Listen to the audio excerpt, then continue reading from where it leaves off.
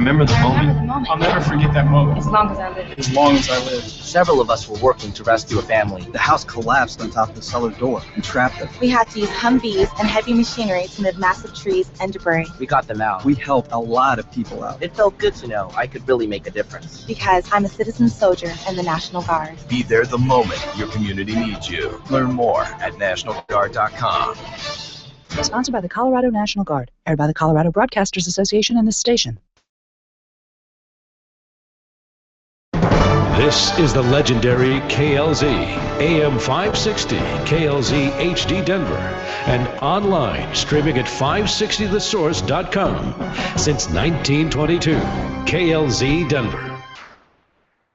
It's 106 miles to Chicago. We've got a full tank of gas. It's dark, and we're wearing sunglasses. Hit it. Our Lady of Blessed Acceleration, don't fail me now. It's time for Drive Radio, presented by Colorado Select Auto Care Centers.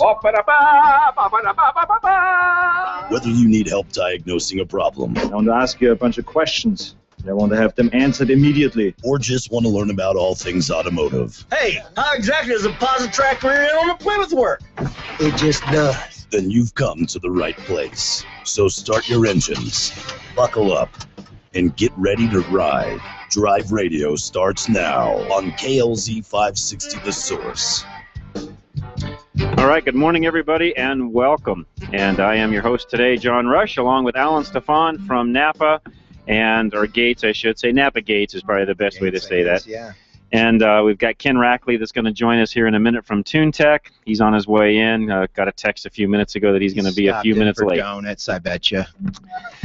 Yeah, either that or a jog. I don't know. Ken's pretty healthy, so probably not. Right. Well, they do make diet donuts. I noticed something new here, John. What's this? We're on YouTube, and I just put a deal up on Facebook that you can actually go and watch us on YouTube. So I just posted that up. So yeah, we're live on YouTube.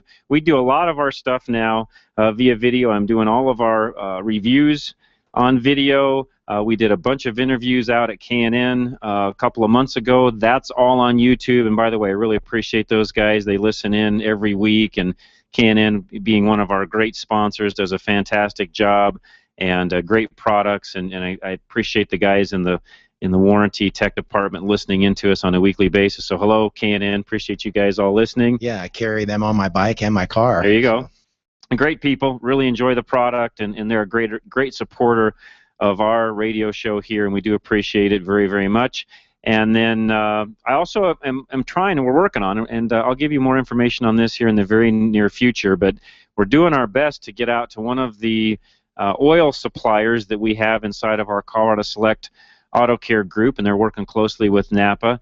But we've been invited out to actually take a tour of the refinery, how they actually make oil, how all that process works.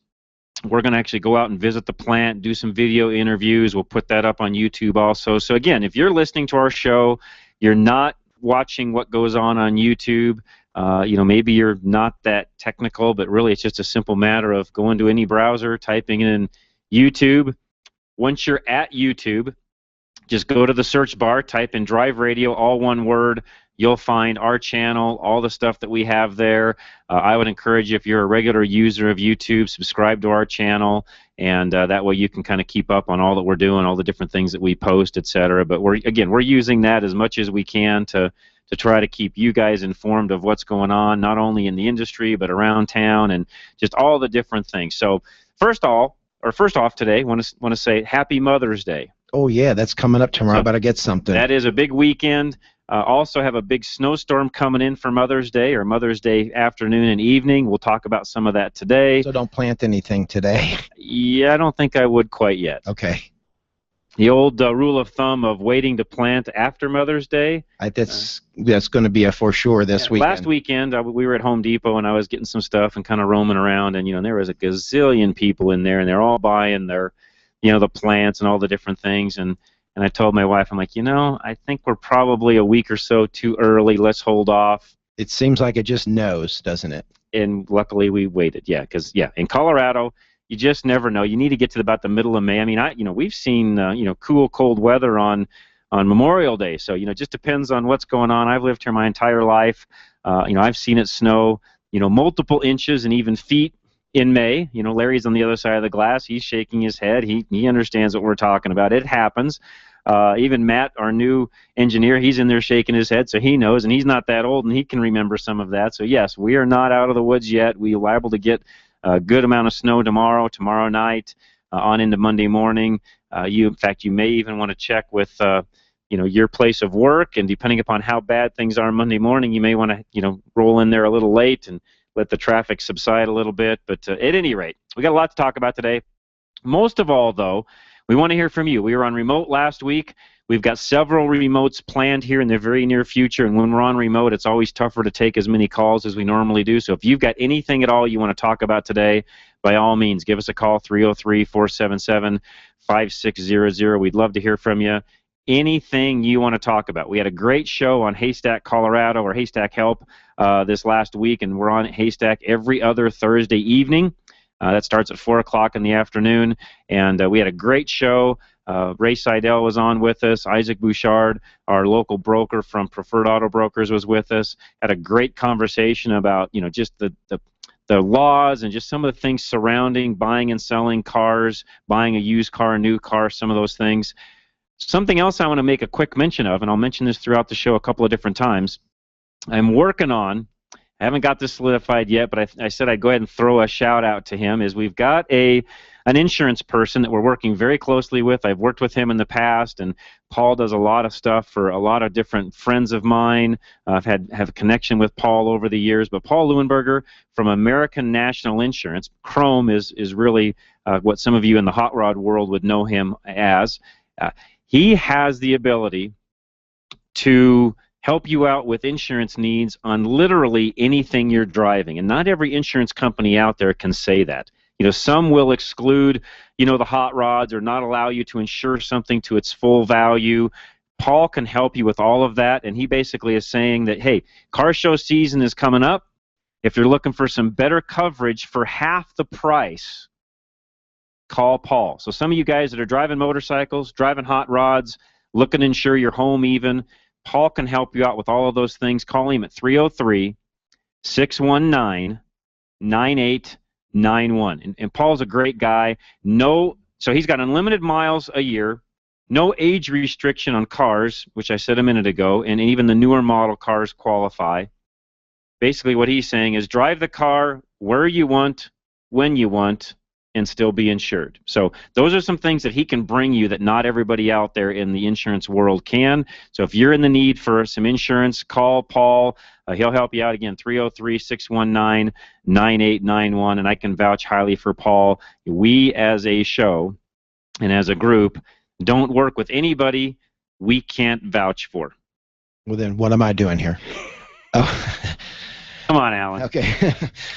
That's good to know, because isn't there some restrictions on a lot of different vehicles? There is, and I've heard horror stories about I'm sorry, that wasn't covered, and yes, somebody thought it was covered. Yes, I have too, and we've heard some of those stories even come in here to the show. So Paul can help you with all that, and Alan's very gracious. But Alan is a guy that we've worked with for a very long time. And quickly before we go to our first break, Alan, tell the folks a little bit about what you do. Some are maybe tuning in for the first time, or they've maybe been listening for a while, and you've been on and off with us over the years. But tell the folks your role at NAPA, what you do to help the auto care centers locally, and even just the motoring public in general, because you're the Gates rep for NAPA, correct? That is correct. One half of the team anyway, and basically responsible for calling on shops like yourself and the group and repair shops, keeping them I guess up to speed on any new products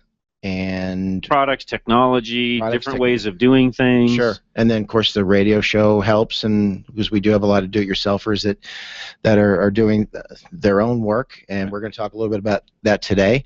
And I'm responsible for the heating and cooling side of things, and that would be rubber, radiators, water pumps, thermostats, and air conditioning, those related items.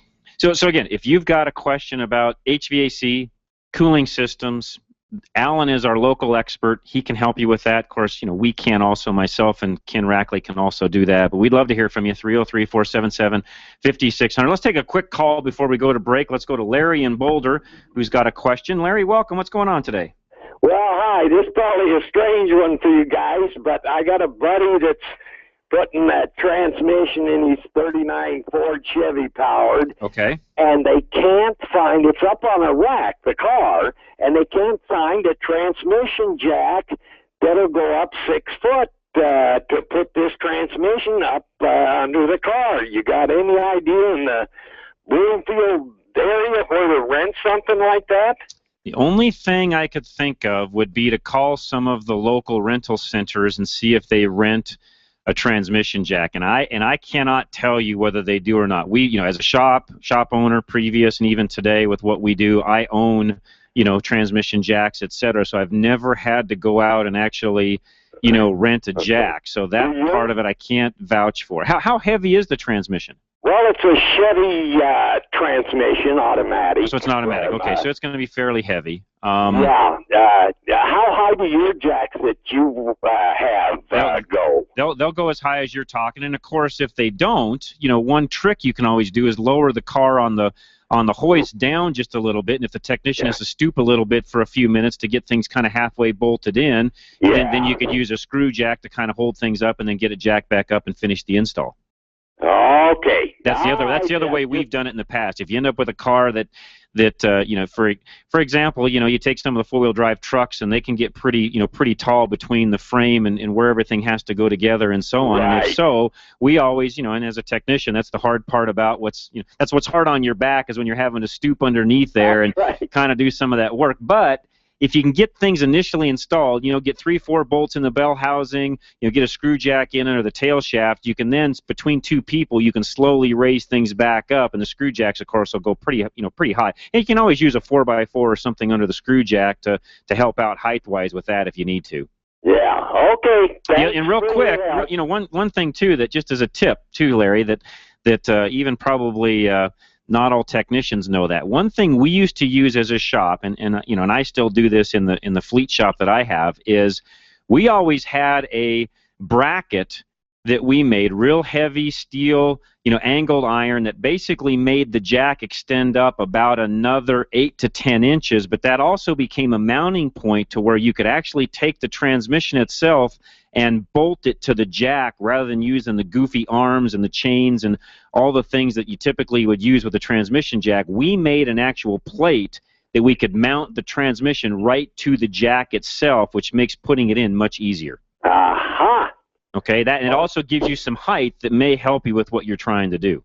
Okay. We called them, our kind of quick name in the shop, and I don't know if this is official or not, but we called it a Z-plate that we made, and we had multiple holes that we drilled in it over time that fit, multiple applications, and we made it out of about 1/4-inch angled steel, and we made kind of a Z-plate where it ended up putting the weight of the transmission right in the middle of the jack. So I'd have to kind of draw you a picture, and if you're watching YouTube, I could draw it out and show you, but basically draw a Z, and that's how we did it, and we bolted that to the transmission jack and the transmission itself.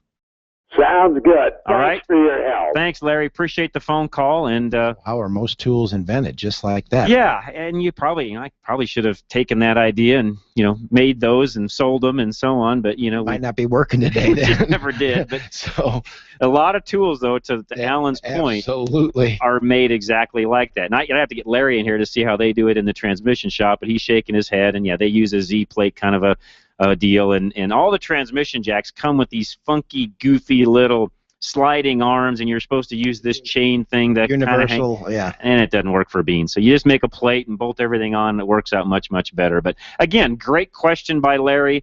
Those are the things that we'd love to hear from you about. Whatever question you've got, we say it often. There's no dumb question on this show. If you don't know the answer, somebody else out there has probably struggled or has the exact same question, so we want to answer it for you. 303-477-5600. Matt, who's our new engineer for today, and he's going to learn the ropes, take us to a break, and we'll be back right after these messages from your Colorado Select, Napa Auto Care Centers, and our sponsors here on KLZ 560 The Source. Reliability. It's what every driver wants from their vehicle. Regardless of make or model, you want your vehicle to take you where you need to go. Reliability is exactly what the Colorado Select Auto Care Centers offer. They've set the standard for excellence in automotive repair and maintenance. Each member offers Napa Auto Care Peace of Mind warranty, along with the highest level of customer service and integrity. To find a Colorado Select Auto Care Center near you, log on to drive-radio.com or call 303-546-NAPA. Right now at Napa, get your favorite flavor of Valvoline Conventional or Max Life Motor Oil for just $3.59 a quart. Buy 5 quarts and you'll also get a $7 mail-in rebate.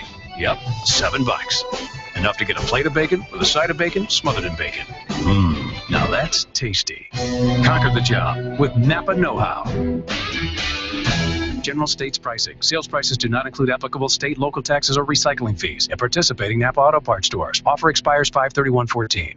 Have you ever wished there was a place you could take your car, put it on a lift, and work on it yourself? My name is Craig Wallace, owner of DIY Auto Repair Shops. We have the lift, the tools, and the expertise. We offer a multi-tier program that allows you to do it yourself, technically assisted, or we can fix it for you. Check us out online at DIYAutoRepairShops.com or give us a call at 303-429-4000. Again, that's 303-429-4000. Let us know you heard about DIY on Drive Radio, and you'll receive 50% off your first DIY hour. We look forward to helping you succeed repairing and maintaining your car.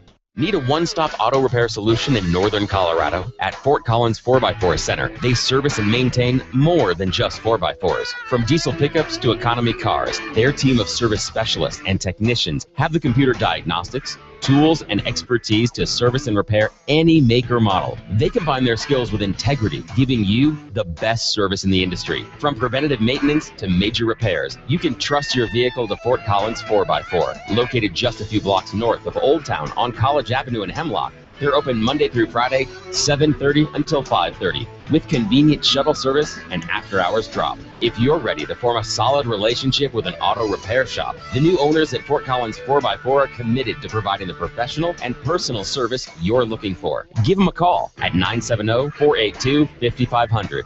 970-482-5500. Check them out on the web at FortCollins4x4.com or follow them on Facebook at FortCollins4x4.com.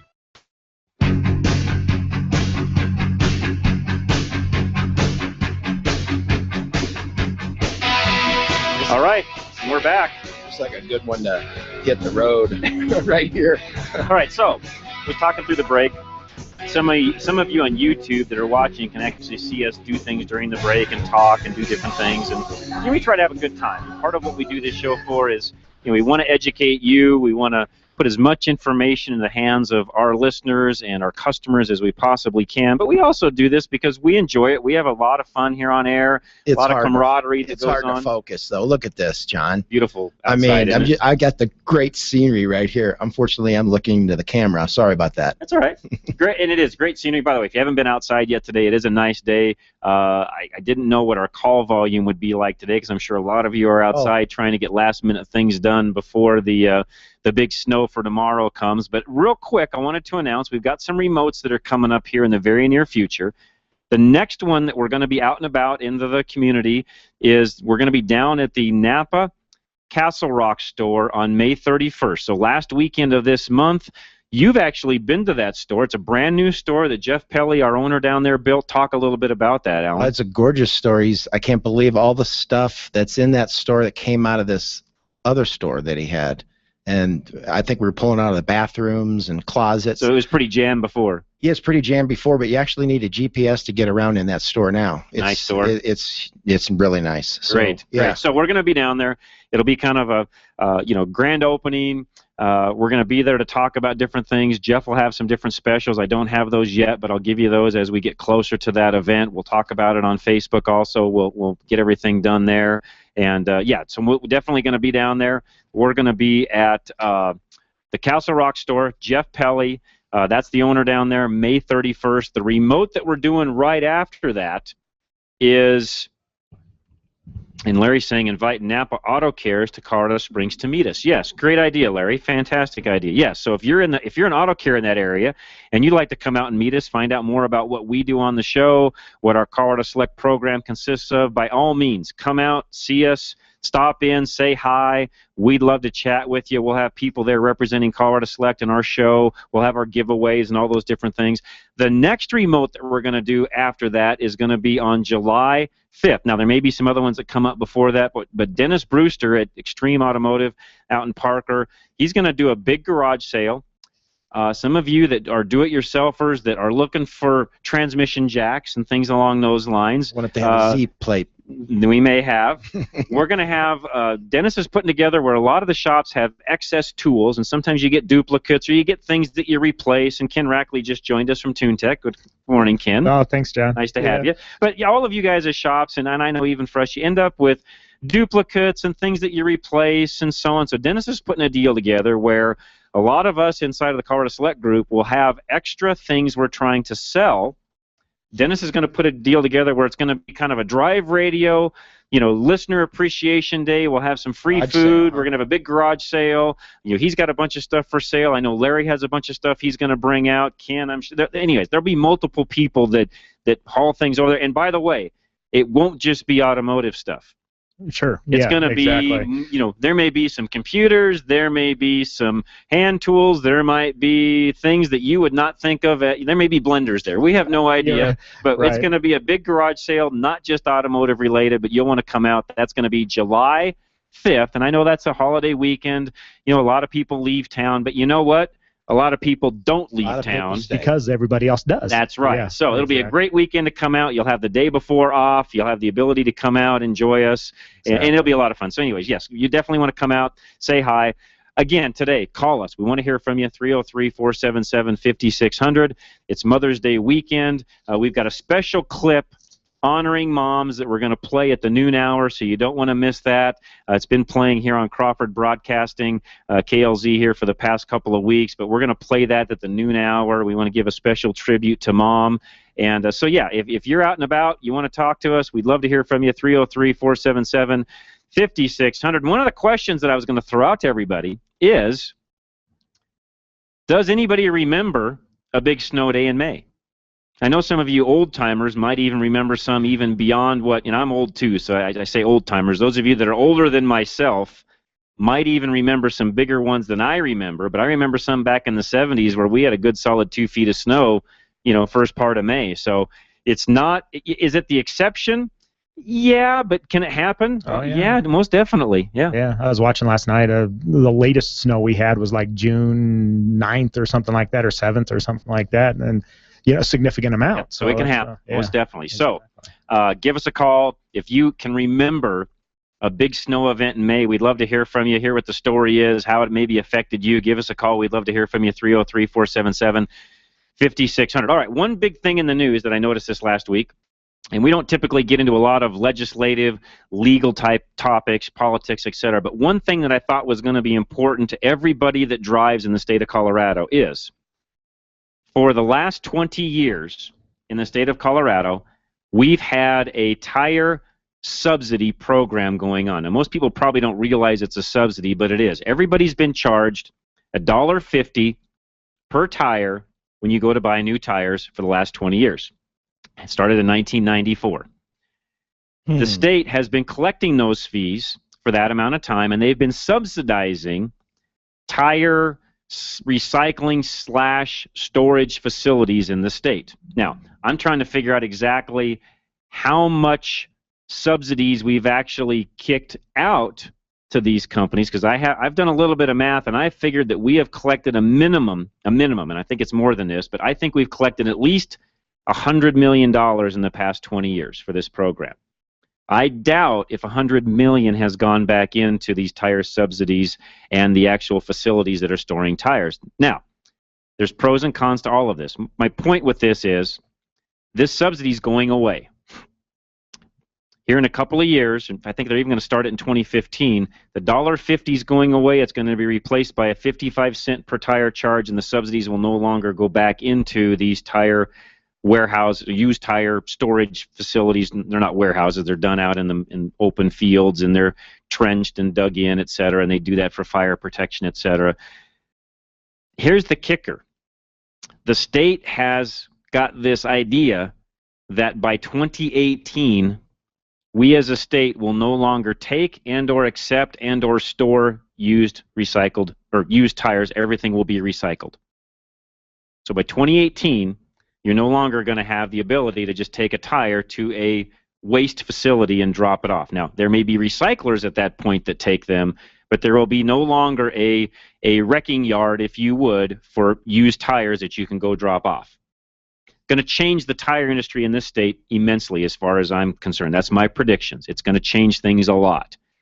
And I think some of the negatives of this are going to be, you're going to see a lot more waste tires kicking around empty lots, the back of houses, that when you vacate a house or a bankruptcy happens or whatever, there's going to be all sorts of tires that are just kind of left all over the place that I don't think the state's really thinking about. I'm not a big guy for subsidies, don't get me wrong. In fact, I hate subsidies. They're a tax. Typically, they're mismanaged. I'm not a huge fan of them at all. You'll hear me talk more about that at later times, but not here. But I don't care for subsidies. But at any rate, it's going away. That program's going to change. And my prediction is it's going to raise the price of tires by at least $10 a tire when all of this starts to hit. So here's what I'm trying to tell you. If you need tires this year, you better go buy them. Better get them there. Because it's just going to increase the cost as time goes by. Is that going away at the end of the year? Yes. Okay, so at the end of 2014. Yes. And that's a law. As far as I know, Hickenlooper has signed it. I think that's a done deal. I don't think there's any backtracking on it. The legislative session is over. To my knowledge, that's a finished, done, handled deal, and it's going to raise the price of tires. So we'll talk more about that potentially as we go through the show. We've got one line open is all 303-477-5600. John in Lakewood is up next. John, welcome. What's going on today? Well, I am looking to get a windshield in my vehicle, and who has the best glass in town? Well, that is a great question. We are actually looking for a glass partner here on Drive Radio. So if anybody out there is listening and can steer us in the right direction, I would love to get somebody we can partner up with where I could just tell you, yep, John, go talk to so-and-so at this place and he'll take care of you. But honestly, I don't have a name for you to give. We have not vetted anybody out yet. I haven't had anybody approach us about being a partner. So honestly, I don't know who in your neck of the woods could do that. What I can tell you is call Ray over at Four Seasons on Monday and ask Ray who he uses, and that would be a good tip for you to kind of at least start with. But as a program, I don't have anybody I can send you to. Okay, and is the glass pretty much the same whether you buy it from one person or another? It is not, and that therein lies why we as a show want to find somebody we can partner with, because glass is like buying tennis shoes. Mm-hmm. You can put a tennis shoe on and you can go jog around the block, but how long it lasts, how well your feet fit, how well it fits you at the end of the day, how well your foot feels at the end of the day, all of that has a huge bearing on the quality of the shoe you buy, and the exact same thing happens when it comes to glass. Because there's some minimum standards out there. And actually a better example of that would be, is there a difference in eyeglasses? Yeah, right. Yeah. Well, and two, you have to think the windshields are a structural support of the vehicle. Correct. So if that glass doesn't meet those standards, which that's right. And so I've that's exactly had some inferior glass that breaks very quickly. Yes. So have I. And to Ken's point, a lot of these cars are built, and it's not only John, and this is a learning lesson kind of for everybody listening. It's not even the glass that's so important. It's who's installing it, and are they doing it the proper way with the proper adhesives, because again, adhesives are like anything else too. You can use a really good adhesive that costs a little more money, or you can use a cheap knockoff that doesn't quite cost as much. Does it still get the glass set? Yes, but is it exactly the way it was from factory? Probably not. Right. And, I see like on the news or something like that, or some of these different accidents maybe in different countries or something like that, where the windshield popped completely out of the vehicle. That was not properly installed, and it was probably not the right glass, and it diminished the structural support of that. So and was a safety hazard at that point. Yes, exactly. That's exactly right. So no, yes, John, there is a huge difference when it comes to glass. And again, anybody out there listening, maybe you own a glass shop, you'd like to partner with us. we'd love to have the ability to send some business to somebody in the glass business that really gets this and understands it, because, yeah, John, to your point, there is really good quality glass, and there's some really cheap stuff on the market, and that's why when you call around and get prices, there can be such a variation in price on what a windshield costs. All right. Well, thank you very much. You're very welcome. Thanks for calling in, and yeah, we could dedicate a whole show to that. And that was a good question. It's a great question. We don't get a lot of calls on glass. It's a great question. Again, we'd love to find a partner, and I'm doing a little mini commercial for Drive Radio here, but yeah, if you want to partner with us, we'd love to partner back with you. I mean, I've got a guy that I use in my fleet shop that I'm kind of approaching to see if he would be willing to do that, and they do a good job and provide high-quality glass, etc. But yeah, we want to partner with somebody as much as we can. So give us a call. You can drop me an email, john@drive-radio.com if you're interested. And by the way, maybe you've got a question you'd like to ask off air. If so, send us an email, john@drive-radio.com. We'd love to hear from you. We'll get that question answered as soon as we can. We've got 2 lines open. Call us. We'll get you right on air, 303-477-5600. Matt, take us away. We'll go right to a break. Come right back. Drive Radio, KLZ 560, The Source. Having transmission problems? Stop by Larry's Automotive today. We're your only Colorado Select Auto Care in North Denver that also specializes in automatic and manual transmissions. We're a family-owned small business taking care of your family-owned fleet of cars, trucks, and SUVs since 1994. We specialize in transmission and drivetrain problems and offer a 3-year, 36,000-mile warranty. We're also an ATRA member. Call us at 303-427-2108 for an appointment, or find us on the web at coloradoselect.com. Larry's Automotive, a proud member of Colorado Select Auto Care. K&N's premium oil filters are very different. They make oil changes easier. K&N's wrench-off oil filters have a 1-inch nut welded on the top, so you can easily change the filter with a wrench or ratchet. And used with a Ziploc freezer bag, you can even remove a K&N oil filter with no oil spillage at all. Another great product from K&N, an American manufacturer since 1969. Cleaning out the garage and cleaning up the yard means spring cleaning. Don't forget to clean up your car. Arvada West Auto sees a need in vehicles for spring maintenance after a cold, snowy winter takes its toll on your vehicle. We want to help you keep safe and your car running smoothly. Our ASE certified technicians are experts at what they do. Ask us about our 3-year, 36,000-mile warranty. Let us and the power of Napa Auto Care keep you on the road. Call Arvada West Auto, 303-422-1065. Stop by 11752 West 64th Avenue or visit us on the web at arvadawestautoandtruck.com, where every question is important. See you soon. Drive Radio is a presentation of Colorado Select Auto Care Centers. The independently owned and operated shops of Colorado Select hold each other accountable for the highest standards of technical expertise, honesty, and professionalism. They all understand that choosing a mechanic is risky business, so Colorado Select was created by this exclusive group of like-minded professionals who are dedicated to raising the level of consumer confidence in Colorado's auto repair industry. Schedule your next oil change at any of the Colorado Select Auto Care Centers heard on Drive Radio, and you'll immediately see the difference. For the complete list of all the member shops in the state, visit drive-radio.com. That's Premier Auto Glass. Premier? Yeah. All right, guys, we appreciate you listening and calling in. 303-477-5600 is our phone number. Give us a call. We'll get you right on air. We do have a line open. And as, you know, I say this a lot, but as we get through this show and things kind of get rolling, the call volume increases. So it's always better to call early than later if you can. And again, we're here to talk to you. We talk a lot amongst ourselves, and I'm not saying we don't mind that. We'll do it. We enjoy it. But really, we're here to talk to you. So call us. And guess what? The other listeners out there. And now they can keep an eye on us, too. They can watch us on YouTube. That's right. But my point is, the other listeners, they also like listening to you, believe it or not. I've heard that from other listeners. I know that they listen so they can hear what's going on in just the automotive world, what you're doing. And again, most questions aren't just unique to you. The last question was great. The last question was great. It got me thinking I need glass too, right. So where am I going to go? It prompts things along. So even sometimes what you ask will even prompt us to do some things and even do some things differently in business than what we would have done otherwise. So yeah, we learn on this show every single solid week. There's not a time I come on this show that I don't either learn something from you, the customers and listeners, or the other guys that are in studio with me. So every single week that I'm here, I learn something, and we want to continue that. So give us a call, 303-477-5600. Let's go to Roger, who's up next. Roger in Denver, welcome. What's going on today? Hi, I have about 50 gallons of used oil, but it's more than just used oil. I had it tested 10, 15 years ago, and the used oil guys would not take it. They said it was hot. And do you know what's in it? I don't remember exactly what all we've ever put in it, but I know it's oil, antifreeze, brake fluid. I don't know what else. The antifreeze is a problem. If it has other things like carb cleaner, brake fluid, brake clean, any other petroleum type product, or even old gasoline, things like that, the majority of shops that have waste oil heaters can take that and use it. Now, they can't do anything with the water, with the coolant that's in it, but typically that, that's at the bottom, and you can typically suck all the good stuff off the top and then dispose of the coolant and recycle that in a proper method.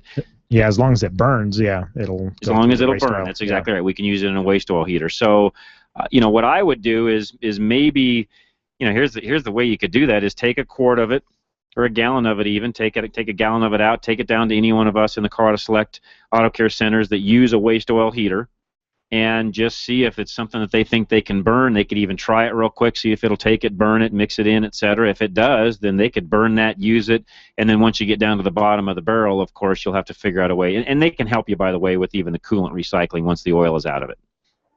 Yeah.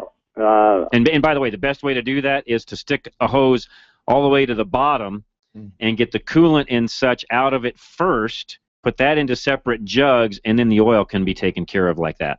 Yeah. Well, the only thing I'm going by is we had it tested one time, and they said it was hot. Yeah, and it could have been. And here's the deal with that. In the old days especially, the waste oil guys, and this is before the advent of, I shouldn't say advent of waste oil heaters because they've been around for a very long time, but before the mainstream, or before waste oil heaters became mainstream. That's probably my better way of saying that. And before the oil prices got so high that waste oil really didn't have a lot of value, a waste oil picker-upper back then, a guy that would come by and pick the oil up, that's really the right word to use, but you get what I'm saying. Waste oil picker-upper. Yeah, the waste oil guy, when he would come by, they would test that, and Safety Clean, of course, was especially one of those companies that, if it tested anywhere hot whatsoever, they would not take it, and you had to do something else with it. Now, if you're burning your own and you've got the ability to actually burn that oil, again, it can have a few contaminants in it that really aren't good for the waste oil recyclers, but don't hurt the waste oil heater. And what I mean by that is gasoline, diesel fuel, carb cleaners. Those are things that we can burn without any problem. Yeah, it's diluted so much that it's a big issue. As long as it's not glowing, right? yeah, exactly. We don't want any. But what I'm sure what you mean by, or what that report coming back hot meant was there was probably some carb cleaners and some other things in it that just weren't good on the waste oil side. Something other than oil. That's right. Yeah, exactly. And if that's the case, not a big deal. Well, then the newer heaters would probably take. That's right. What they call hot. That's now. exactly right. That's right. Yeah, in my waste oil heater, I know in our shop, in our fleet shop, I get vehicles where we'll get some old gas, bad gas. Sometimes the lawnmower will sit for a while and it'll get some bad gas in it. Yeah, you can burn all of that with no problem. It gets mixed in enough, and that flame is hot enough where it'll just pump it right in, burn it up, no problem. Yeah, and even like a car comes in that's been sitting for a few years that has the varnish smell in it. It'll burn that, no problem. Yeah. Yep. It likes it. Yep. Yeah, exactly. It works really well. Yeah. Okay. Okay, Roger, does that help you? You betcha. All right, thanks so much for the phone call. We appreciate it. And again, our number is 303-477-5600, and EL is up next. EL, welcome. What's going on today? Hey, I need to find out how to clean out the crud that collects underneath or the backside of the pin, the wire pin slots and all that. CRC electrical cleaner works fantastic. Okay. Like on a trailer connector? Then what would I use for a sealant so I don't have to where's the connector exactly at that you're trying to clean? It all over underneath the chassis and everything. Okay. So, different plugs that are underneath the chassis and things along those lines? Exactly. If it's what we call a weather pack connector, where it's got actual grommets and they're little urethane O-rings, if you would, is probably the best way to describe that. If it's an actual weatherproof weather pack connector, you really don't need to do anything. If it's a trailer, to Ken's point, if it's like a trailer connector where there may be some open wires, etc., then yes, what Alan just said is correct. You could use a regular, CRC or any other, brand of electrical cleaner. You don't want to use brake cleaner, carb cleaner, or anything like that. Use an actual electrical cleaner. Right. And then the best way to protect that once you're done is just put dielectric grease right back on it. Yeah.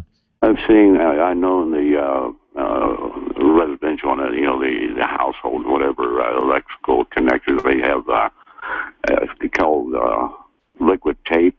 Yeah, you can use that in some cases on some applications, and I do on some of my trailer connections and things like that. I'll use some liquid tape, especially on like the trailer where we've got electrical connections going into the backing plate and things like that. We'll liquid tape those up just to make sure they've got a good, solid, sealed connection. Heat sink is good for that. The biggest thing you want to make sure of is that you just don't have any way for the water, the salt, etc., to get down into that electrical connector. So you either do that by putting grease on it, liquid tape, things like that. That's how you keep that back out of there. Guys, you got any other tricks besides that? Just the heat sink stuff. Heat shrink? Heat shrink, I mean. Yeah. And if you do heat shrink, by the way, put some dielectric grease inside of that, then heat shrink it. And that's good. Then it's done. It's sealed. Yeah. Okay, do I need to disconnect the batteries while I'm doing all that? It's always a good idea to do that. How long can I don't, but you probably should. What kind of vehicle do you have? Yeah, that's a better question. Yeah. 08 Silverado 2500. No, you wouldn't have to worry about it. You'd be okay for the most part. Should be, yeah. The only issue you have on that truck is if the key gets left on and you've got your main hot wire coming back to the trailer plug energized and you start fiddling with some things, you could potentially have some issues. But the reality is the rest of what's underneath there with the key off isn't energized anyways, and you really wouldn't have any issues. Right. And most of your connectors under that vehicle are going to be okay. Correct. But, yeah, with the weather pack. The trailer connection is where you're going to have the majority of your issues on that. Yeah. Yeah. Okay, well, that kind of helped me make my day. All right. Appreciate it, EL. Thanks so much for listening. And yeah, we talk a lot about that on this show, too. And just to make sure everybody's clear on this, because there's even some debate. I even debate this sometimes with the guys in my own shop. Everybody wants to blame the mag chloride for all of the rust and all the things that are going on with connections, et cetera, that are down underneath the vehicle. While there is some fault to be blamed on the mag chloride, the majority of today's rust and problems with electrical, et cetera, is not the mag chloride. It's the pure salt we're now using on the roads. Yeah. And it gets just like in the Midwest. The mag kind of gets a bad rap. It's really not the mag that does all of that. It's the fact that since about 7 or 8 years ago in the state of Colorado, we're now using most counties, most cities, and for sure CDOT is using a pure 100% salt, where in the old days we used about a 7% mix of salt and sand. It's also why I talked about on Grassroots Radio the other night, why we don't have as much of a brown cloud as we used to. You can't give credit to the emissions guys. Sorry, EnviroTest, but it's not your fault that there's no brown cloud anymore. It's a simple fact we're just not using the sand in the wintertime to keep our roads melted off and traction control, etc. When there's no sand, there's no dust, it's not getting ground in, there's less brown cloud. That's the biggest reason we don't have a visible brown cloud anymore. It has nothing to do with the emissions program. Sorry, but that's the reality of it. But the feds are still giving us money. Yes. So we'll take it. We'll take it. But anyway, that's the story behind why there's more corrosion under the vehicles today. All right, let's take some more calls. 303-477-5600 is our phone number. Jim in Denver is up next. Jim, welcome. Good morning. Love your show. Thank you very much. Appreciate that. I had 3 questions. One was that dielectric grease. Yes. I thought at one time you said don't put it on the metal terminals. Or not? Depends on what you're working on. Well, like a trailer connections.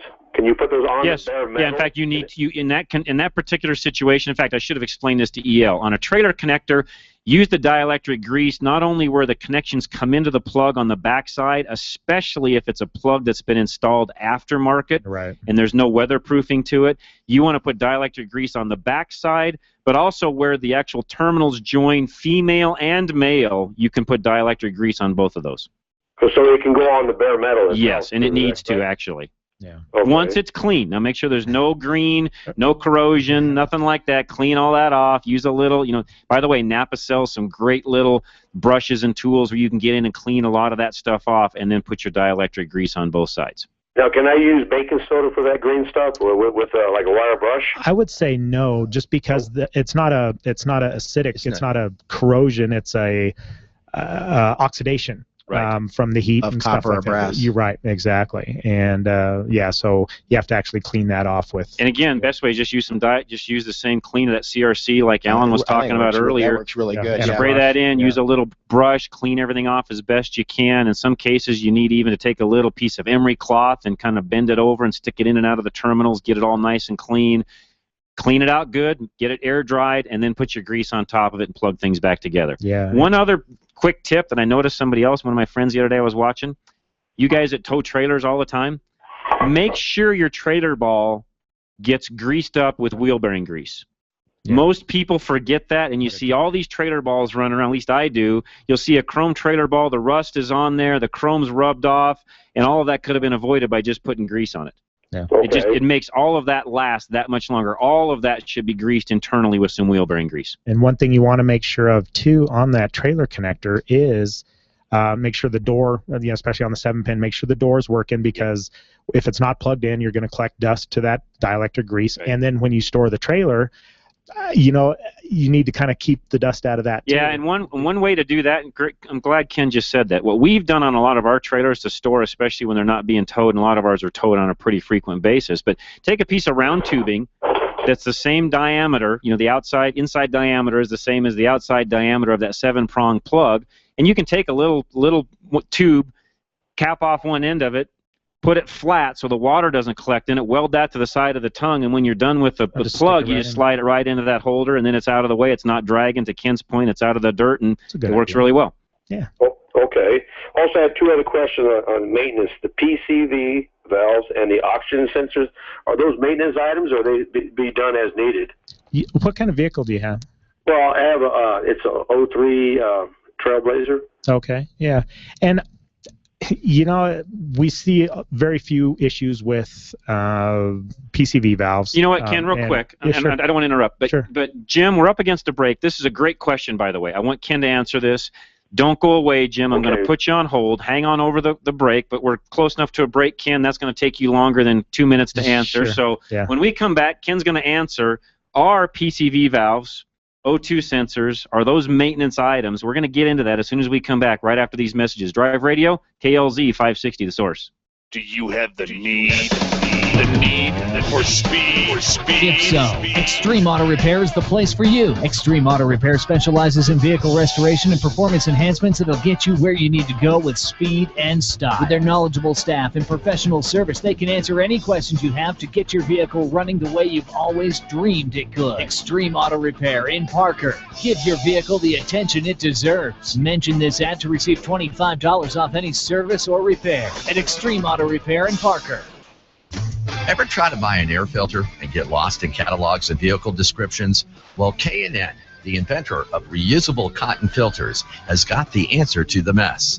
Just visit knfilters.com and enter your vehicle identification number off your dashboard or car registration, and K&N will show you the filter that fits your car. It's never been easier to buy a K&N, the filter that helps your car run better. Ah, summer. A time of fun, sun, high temperatures, and the ultimate family road trip. Before embarking on the ultimate family adventure, bring your vehicle over to John's 4x4 Center on Arapahoe in Boulder for a little TLC. Our summer maintenance inspection includes pressure testing your air conditioning system, checking your coolant levels and tire pressure, testing your battery, inspecting your hoses and belts for cracks, cuts, and bulges, testing your transmission, power steering, and brake fluids. Having your vehicle inspected before a long road trip can keep you on the road, not stuck beside it during your vacation. John's 4x4 is under new ownership as of January 2014. Stop by and see what's new. Located on Arapahoe Road just east of 63rd behind Carpet 1, we are open to serve you Monday through Friday, 7:30 a.m. to 5:30 p.m. with shuttle service and after-hours drop. Give us a call at 303-449-2640. Follow us on Facebook or check us out at johns4x4.com. Grab a Napa bucket for $2.99. and everything you fit in it is 20% off. What can you fit in the bucket? A radiator? No. 10 oil filters and 756 Pine Tree air fresheners? With some elbow grease, maybe. Get your Napa bucket today and save 20% off everything you pack in it. Conquer the job with Napa Know-How. Some exclusions apply at participating Napa Auto Parts stores while supplies last. Offer expires 5/31/14.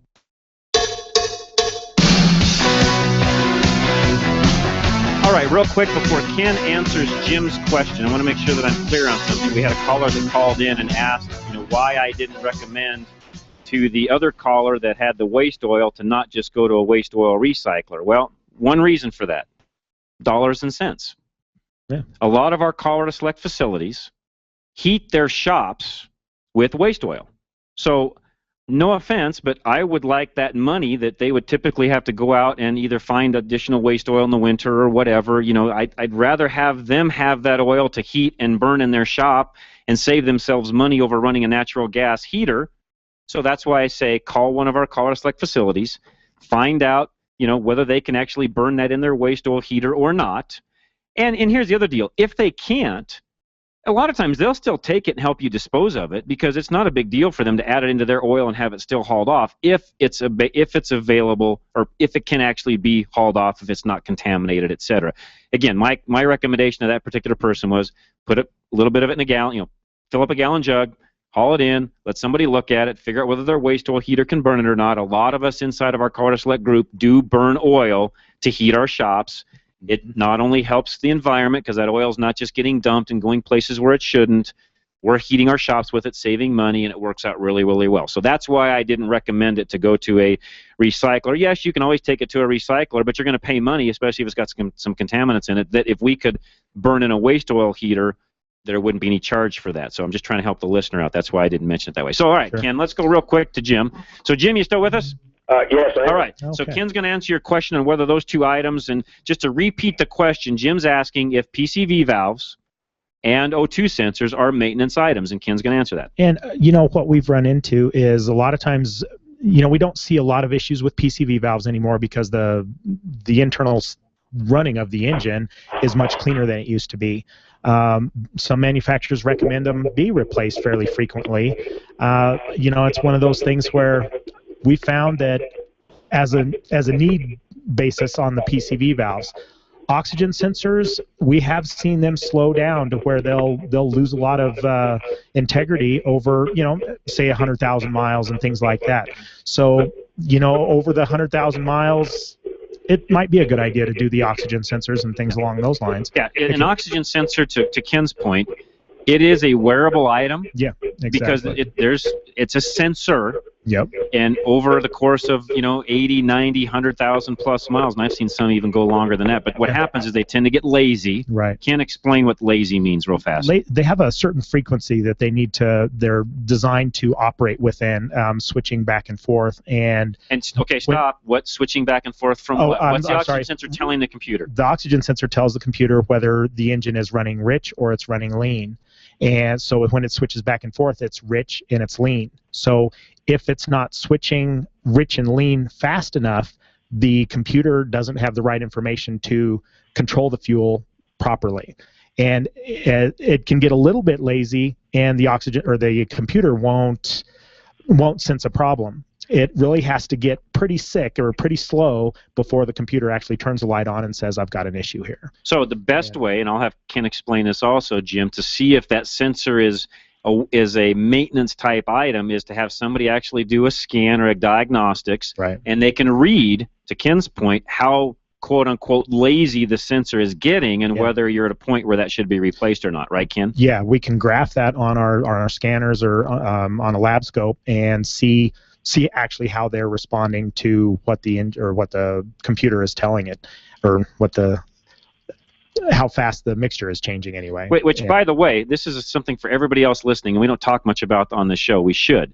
One of the best ways in today's modern technological world with cars, and I'm talking 97, 98 and newer, but really if you're driving anything that's 15 years or newer, one of the best ways to see where your fuel economy is going to be and if you can improve it or not is to do exactly what Ken just said. Have a good scan done on the computer, If somebody that knows what they're looking at reads some of these sensors and see how fast they're responding, and that will then tell you whether or not you could change something and improve some mileage, correct? Correct, yeah. And really the only way you can do that is on a lab scope, because the scanner doesn't update quick enough in order to see that. So even the scanner is not the way to go, but yeah. I have 150,000 miles on that Trailblazer, so it'd be if I changed it out, and what brand do you recommend? Go with the original Delco sensors on that, yeah. Which, by the way, Napa carries a lot of those on the OEM side and can get you the OEM replacement that matches exactly what came in the vehicle. But yeah, don't go switching brands and things like that. We recommend you run what it came with. Yeah. Oh, okay, because I've seen Bosch. They advertise a lot for those oxygen sensors. Yeah, they have. Yeah. We've run into more problems with non-original equipment things that we've run into that they might last a short time and have issues. So. Okay, thanks a lot, then. You're very welcome. Thanks, Jim. You want to add anything to that, Ken? Yeah, and you know, on that PCV valve, like he was saying, 150,000 miles, yeah, it would be good to replace that. I mean, it might not necessarily be bad, but it's got some wear to it. You may not gain anything doing it, but it's just maintenance. Exactly. Right. It's not going to fail and cause a lean problem or something along those lines, yeah. And kind of what I meant, too, on that switching back and forth and how they get slow is that computer needs to see that switching, say, 20 times a second. And when they get slow, it does it 10 times a second. Right. So if that, you know, and that just affects overall fuel economy because it's running rich too long, it's running lean too long, so it's trying to compensate. Some of what you guys are talking about also goes into Alan's field, which is coolant, thermostats, how quickly the engine's heating up. All of those things also have a bearing on how quickly the system goes into what we call closed loop, which actually helps you save, you know, makes better fuel economy because things adjust faster to what Ken's saying. But if somebody's got a degraded cooling system, things aren't heating up as quickly as they should, or they're getting cooling too hot. Sensor, yeah. You're right. There's other things along those lines that can also have an effect on it. Now I know why my wife called me a lazy sensor.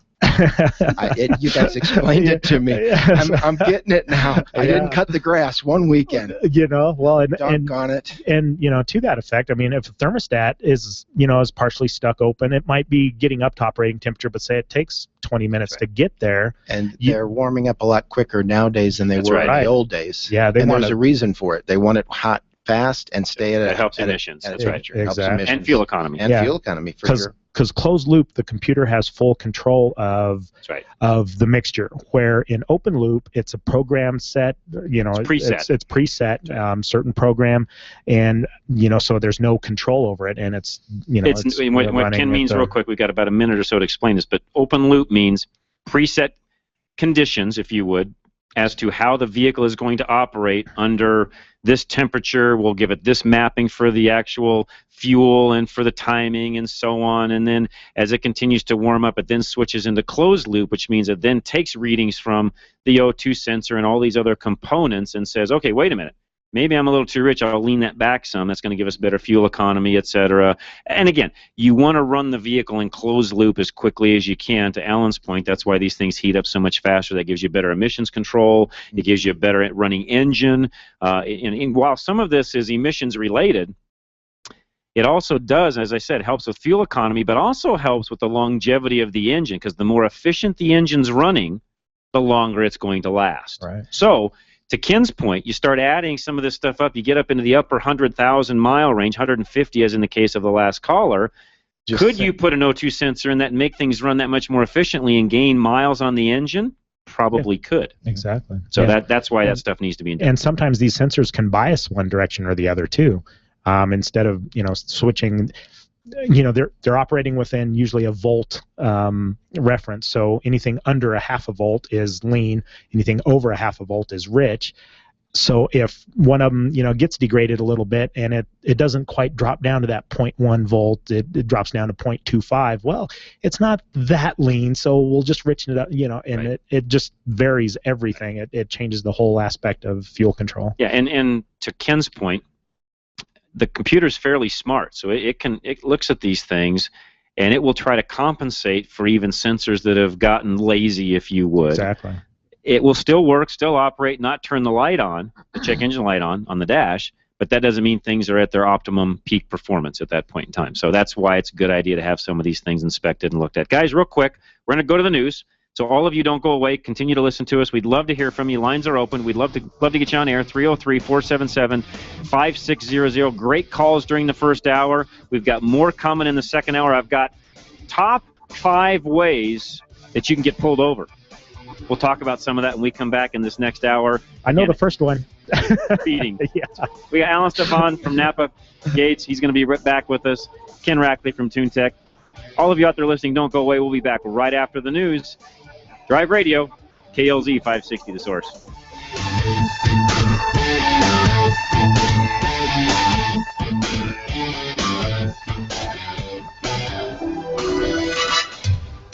Drive Radio is a presentation of Colorado Select Auto Care Centers. The independently owned and operated shops of Colorado Select hold each other accountable for their highest standards of technical expertise, honesty, and professionalism.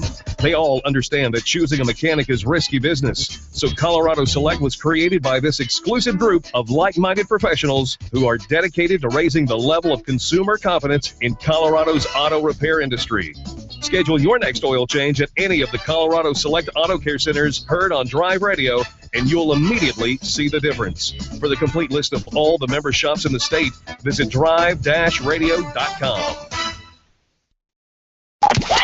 Talking to you about Common Core and why you should be learning about it, paying attention, because if you know what's going on, you will be very afraid. And there's so many folks that don't pay super close attention to every little nuance that's going on, all the things that we get nervous about, get impassioned about. You know, national standards, that doesn't sound like a bad thing. Highly qualified teachers, well, of course nobody wants to have unqualified teachers in the classroom, but it's so much more than that. It's so much more insidious. And you know, no matter what side of the aisle you're on, you know everything you need to know, that when a bill came up to simply delay this implementation for a couple of years while people try and figure it out, it's kind of like Obamacare. You'll have to pass the bill before you know what's in it. That should make everybody very, very afraid. Wake up with Randy Corcoran, mornings at 5 on KLZ 560, The Source. This is the legendary KLZ, AM 560, KLZ HD Denver, and online streaming at 560thesource.com. Since 1922. KLZ Denver. This is the Blaze Radio News. I'm Brad James. As the Blaze Radio's Chris Vermillion reports, Hillary Clinton doing some backpedaling. Speaking on the abduction of more than 200 schoolgirls by a jihadist group called Boko Haram. The seizure of these young women by this radical extremist group, Boko Haram, is abominable, it's criminal, it's an act of terrorism. Daily Beast senior correspondent Josh Rogan happy to hear the secretary call it terrorism. He tells Fox and Friends on Fox News that as the leader of the State Department, Clinton fought against labeling Boko Haram as a terrorist organization. The basic reason is that the Nigerian government didn't want her to do it, and she yielded to them instead of following the advice of U.S. law enforcement agencies who saw Boko Haram attack the UN building in the Nigerian capital in 2011 and said to her, this is a terrorist organization. This is news on the Blaze Radio Network. Everyone is making the switch to the Blaze to make it their source for the truth. Why not make it your source for the truth? Make theblaze.com your homepage for news that the other outlets won't even touch. Subscribe to The Blaze TV at theblaze.com/TV or on Dish Network and get access to original programming like For the Record, the show that exposes what's really going on that the government doesn't want you to know. And Real News, the daily conversation on the topics of the day that matter most. Check out the Blaze Radio Network at theblaze.com/radio with original shows like Buck Sexton, The Morning Blaze with Doc Thompson, Pat and Stu, and Jay Severin. Or, if you need something to hold in your hands, subscribe to the Blaze magazine. So basically, anywhere you need to go, you can take the truth with you by taking the Blaze with you. This is the Blaze. Truth lives here. So just to recap, anywhere you need to go, you can take the truth with you by taking the Blaze with you. Find out all the ways at theblaze.com. The Blaze Radio News on KLZ 560 The Source. Wake up with Randy Corcoran, Monday morning at 5 on legendary KLZ 560, The Source. Being an expert on general automotive knowledge, what would the correct ignition timing be on a 1955 Bel Air Chevrolet with a 327 cubic inch engine and a 4-barrel carburetor? It is a trick question. What's this? Because Chevy didn't make a 327 in 55. The 327 didn't come out till 62. And it wasn't offered in the Bel Air with the 4-barrel carb till 64. However, in 1964, the correct ignition timing will be 4 degrees before top dead center. Get ready for another hour of Drive Radio, brought to you by Colorado Select Auto Care Centers. Got a question for the experts? Then give them a call, 303-477-5600. Now it's time to pop the hood and get our hands dirty. Drive Radio on KLZ 560 The Source. All right, thanks for tuning in. We do appreciate it. Lines are open. We'll get you right on air if you call us, 303-477-5600. Again, in studio with me today is Ken Rackley from TuneTech and Alan Stefan from Napa Heating, Cooling, Gates, the whole gamut. Yeah. Right? Yeah. And you have a new product you were talking about during the news that we should just share with our listeners that Gates has just come out with, which I think is interesting. I'd throw a little plug in for the turbocharged hose on the Ford applications right now. We just introduced that.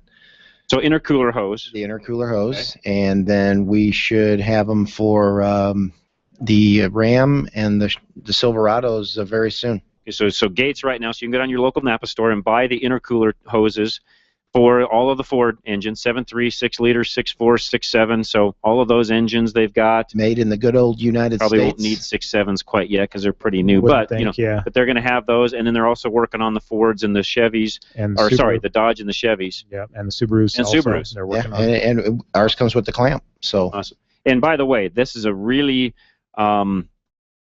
how should I say this? It's a higher quality hose than what's coming from them from the factory, correct? Yes. It's a high quality hose made in the United States. With U.S. made clamps. U.S. made clamps, good stuff. So. Yeah. And by the way, those are items that over time will get soaked with oil and things along those lines. So that's definitely something that you want to take a look at. What was your experience, Ken? What happens in that situation? And it's a real unnerving experience when you're boosting full boost and you've got the throttle down and all of a sudden that hose pops off. It's a big loud bang and loss of power. And you don't know if you have thrown rods You're or right. what the Yeah, heck happened. Right. Yeah. First thing you do is you get out and you look underneath. Is there anything dripping? Right. It's still running, but it just don't run. Exactly. Yeah, that diesel without the turbo running, not going through the intercooler, it just flat won't run. At best, you can get idle, right? All right, so quick, I also wanted to mention, and some of you know this already, but if you're not a regular KLZ listener, I would encourage you to do so. They've got some great programming. First thing in the morning is Randy Corcoran, his Wake Up show. They do a great job. Laura Ingram is on right after that. Experience Pros, which is a show that really highlights some great businesses in town. They're up after that. Of course, Dave Ramsey in the afternoon. Haystack Help we've talked about because we're now a part of that. We do that show every other Thursday rather. And then Grassroots Radio is on after that, and Jason Lewis is on after that in evenings, and then it's the Dennis Miller Show, and then there's some other stuff that are on through the night. But again, you want a really good, solid station to listen to every single day of the week, even during the week, and actually get news that's outside of the mainstream media that actually gives you the real scoop on what's going on in the good old US of A. Listen to KLZ and you'll get the real scoop on what's happening in the country, because otherwise you're liable to just listen to the news at night and you'll have no clue what's going on because they'll pump you with every bit of information that they just want you to know and give you little sound bites here and there, and the real issues never really even get talked about. So you want to know what's really going on? Listen to this station all week long. Yeah, reminds me. That rhymed. Did you hear that? It sounded good. It reminded me of They Live, the movie with the glasses, but we won't get into that. Anyway, so I had another question. Somebody called in earlier and asked to repeat the answer we had on during the first segment talking about where to buy auto glass. We don't know. We're looking for a partner. Some of our auto care centers in our group, our Colorado Select group, have some different individuals and companies that they use. So what I would tell you right now, until we can find a glass partner, is call one of our local Colorado Select facilities, find out who they use in your part of town, because it may vary where you're at in town, see who they use and get that recommendation. And then we're going to do our best here over the next month or two to figure out who we can partner up with. And some of the guys, I've kind of put the word out that, hey, find us a good glass shop that we can actually, team up with, because that is a big need that we have as a show. I mentioned this in the first hour. We are doing our best. I'm going to try to finalize this week. If you're looking for insurance or have insurance but are looking to save money, and by the way, this could be car insurance, house insurance, boat, motorcycle, you name it. We've got somebody we're going to team up with, Paul Leuenberger. He is from American National Insurance Company. He even sent me an email yesterday and said, with all the car shows and everything else coming up, if you're looking for better coverage on especially that classic car for half the price, call him and he'll help you with that. So his phone number, 303-619-9891. I've known Paul for a very long time. Here's some of the 3 things that he gave me, the 3 bullet points. Unlimited miles a year. Drive the car where you want, when you want.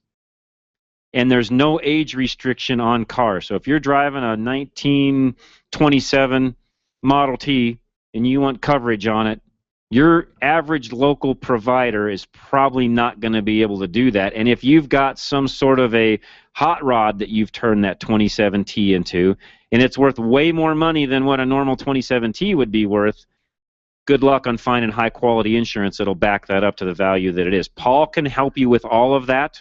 Right. And also, by the way, I could apply that to a late model Duramax diesel that somebody's gone through and lifted and done a bunch of different, accessories to, etc., and you've increased the value that way and you want full coverage on it.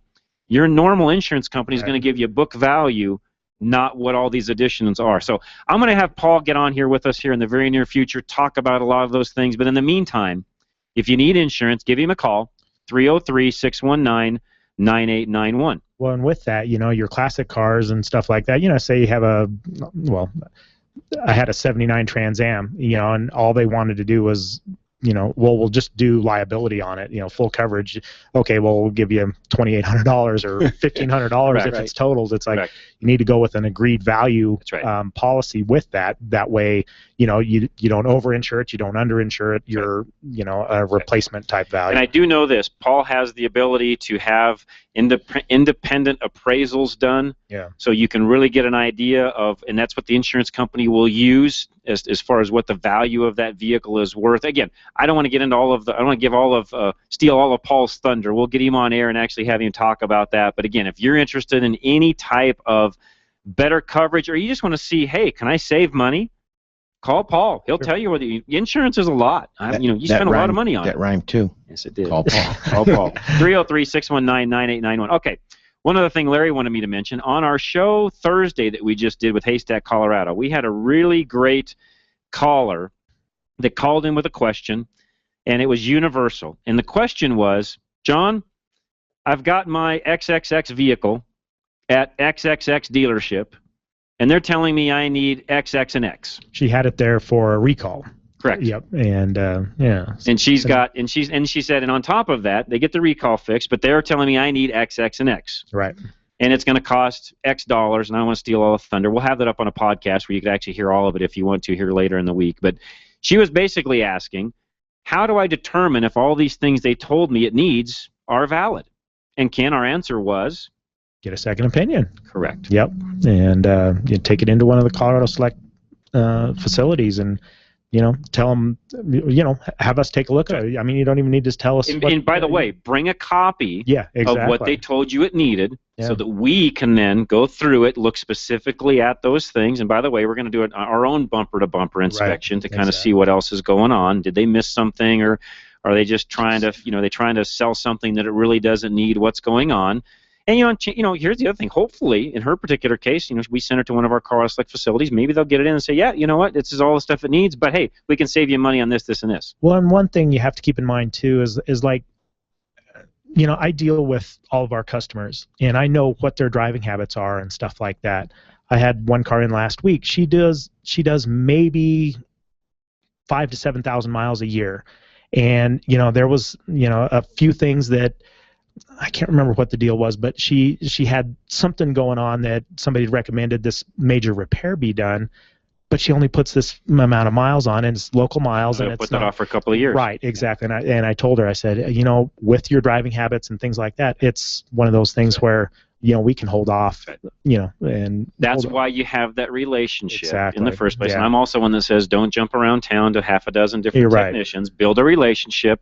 Ken just gave a great example. When you know the vehicle, you know the driving habits, because you also may say, well, wait a minute, you drive 15. In fact, I can look it up here. You drove 20,000 miles last year. You're right. Exactly. You're in need of X. We better get that handled now, because chances are next time I see you, it's already going to have failed. Past due or broken, or exactly. So Cause a great lot more point, Ken. I'm issues. glad you just brought that up, and shows you Ken was listening to the show on Thursday and had a great show, great question that she had. Another thing that we talked about last Thursday that I wanted to throw out at you that we really, I don't know that I've ever really talked about that or this particular topic on this show. So I'm going to give you a little tidbit. In the state of Colorado, we have a Motor Vehicle Repair Act that every shop by law has to abide by. There's lots of things that go in that. You can look that up. There's a full summary. You can find that all over the internet. Just type in Colorado Motor Vehicle Repair Act, and it'll give you all the things. One of the keys to it, though, that I think is very important that we had happen this last week to one of the fellows that we had on the show, Isaac Bouchard actually was on with us, and so a friend of his actually was in, had some work done, had a diagnosis done, I should say, went to pick the vehicle up from a particular dealership. I won't mention names, and it was going to be $800 and some to pick it up. That's against the law. You have to be notified In the state of Colorado, you have to be notified on the front side as to what the repairs are going to take. So when you take a vehicle in the morning and you drop it off, by law, that operator is supposed to give you exactly what they're going to be doing at the time of drop-off. So if it's in for a diagnosis and an oil change and the total is $135.27, that should be on your invoice that you're signing off on to allow that repair shop to do that work. By Colorado law, they cannot do any additional work without prior approval, oral or written, and they can only exceed that initial price by 10%. So in this case, let's say they go in there and they find out it needs some other little part and it's going to add another, in this case, $13 to it. By law, they could do that. And your bill could be $150, let's say. That's the law. Now, most guys are going to do that properly and say that's the price, etc. Here's another stickler that most people don't know. If you have the vehicle towed and you've towed it to a facility, you have automatically authorized them to do $100 worth of work with no authorization from you, and you have to pay the tow bill. So if you didn't pay the tow bill when it went there, and the actual company that you sent it to did, so let's say you send it to Ken, Ken pays the wrecker company, the tow company, the $100 or the $75 or whatever it is. You've authorized Ken to basically spend $175 on your vehicle without any notice whatsoever. Now, Ken is typically going to call you, let you know what's going on, and so on. But what I'm getting at is, by law, he does not have to. Yeah. If you've left a note in a drop slot and authorized it on a drop slot envelope or had it towed in, you've automatically authorized up to $100 to be spent by that shop. And I always That's make the sure law. when I'm setting up that tow, okay, we have this for checking it out, and plus the tow. Correct. Give them a roundabout what it might be on the tow and things along those And that's the way lines. So, Ken does it. My point with all of you listening is, if you just have a car towed someplace and you go to pick it up and there's a $100 charge that you knew nothing about, and because you didn't want to have any work done, you're just going to tow it somewhere else, you're going to pay the $100 by law because there's nothing you can do about that. That's the Motor Vehicle Repair Act. Read it. Now that I'm thinking about this, and this came up this week, I'll throw that up on our Facebook page. I'll put links to it, and I'll even put that up on our website, so you've got access to that, so you know exactly what the law is, what your rights are as a consumer, etc. So, guys, we're going to be back. Lines are filling up. We'll have one line open as all 303-477-5600. We'll be back right after these messages here on AM 560, The Source. Reliability. It's what every driver wants from their vehicle. Regardless of make or model, you want your vehicle to take you where you need to go. Reliability is exactly what Colorado Select Auto Care Centers offer. They've set the standard for excellence in automotive repair and maintenance. Each Colorado Select member currently offers Napa's Peace of Mind warranty, but are now also offering an extended 2-year or 24,000-mile warranty on repair work. You won't find this offer anywhere else. To find a Colorado Select Auto Care Center near you, log on to drive-radio.com or call 303-546-6272. You put up with enough squealers. An annoying coworker? Squealer.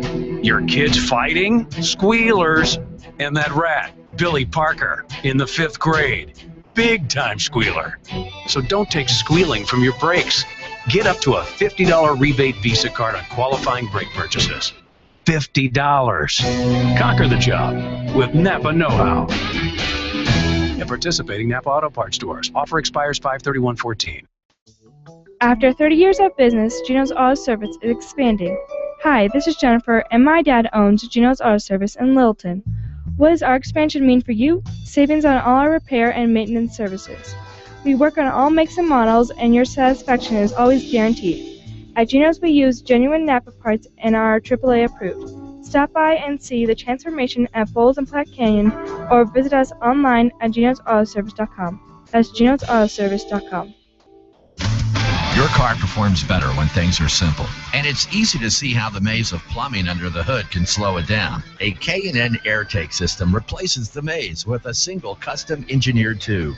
The result? A guaranteed increase in horsepower, a dramatic increase you can actually feel. Visit K&N website to look up the extra horsepower available for your vehicle. K&N, an American manufacturer since 1969.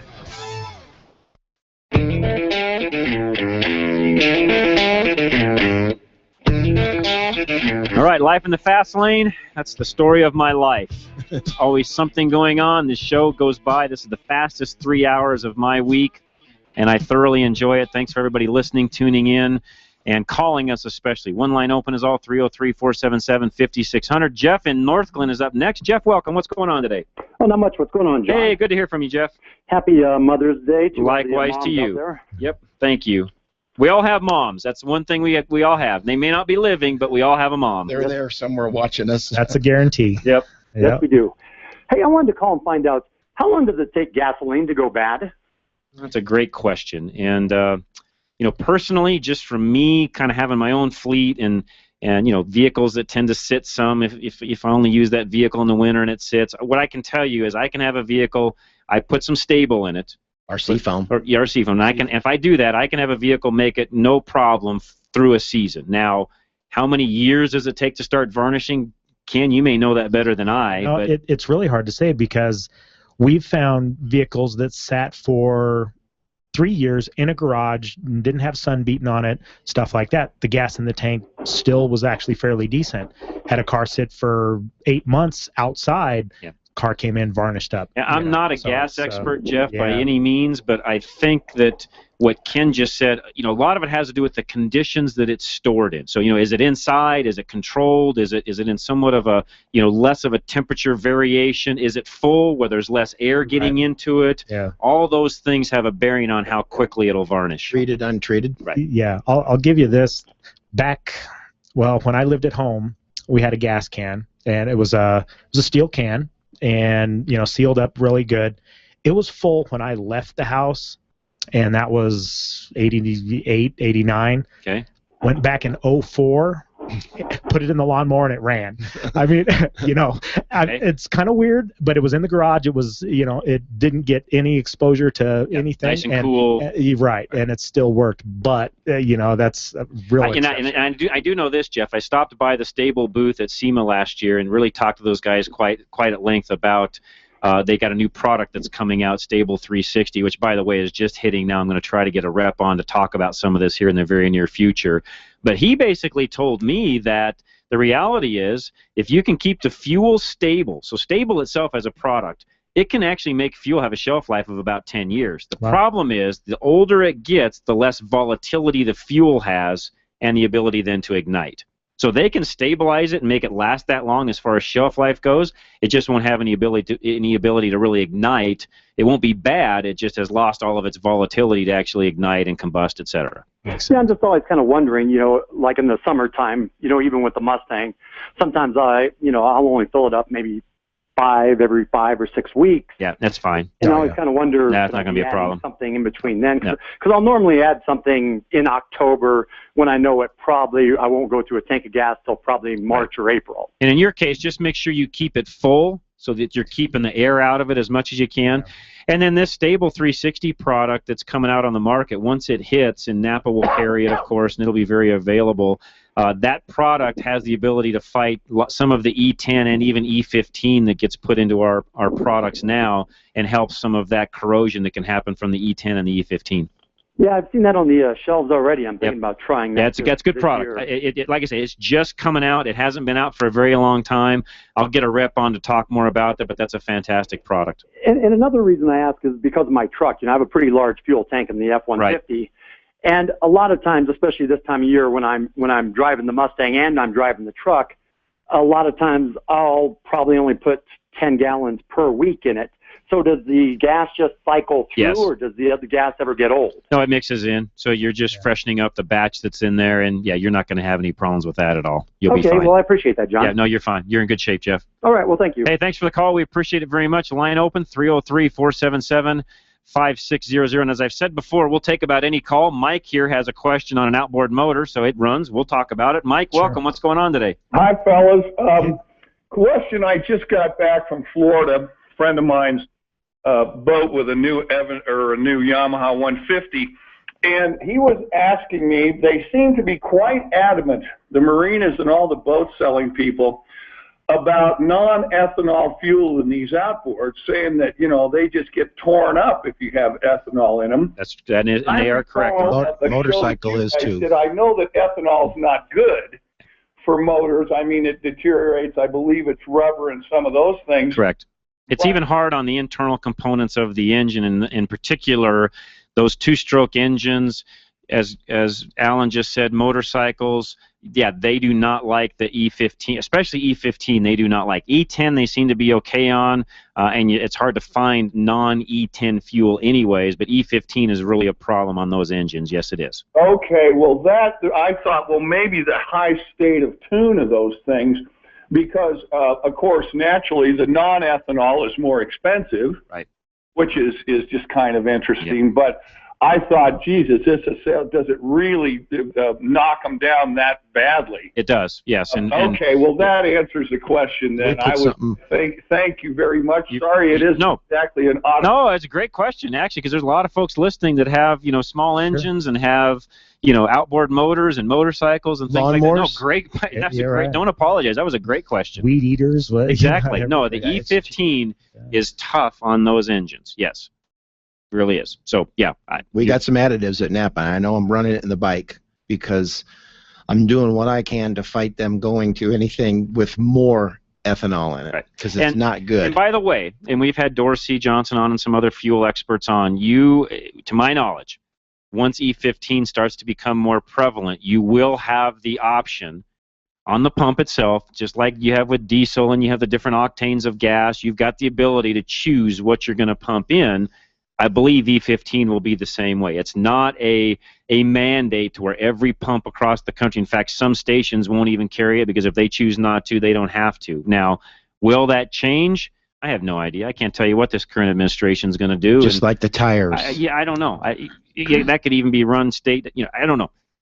Somebody asked me the other day, John, what's the easiest way to lower overall, fuel prices? In fact, I think the guys at Grassroots asked me this the other night off air. What's the best way? What's the quickest way to lower fuel prices overnight? I said one blend.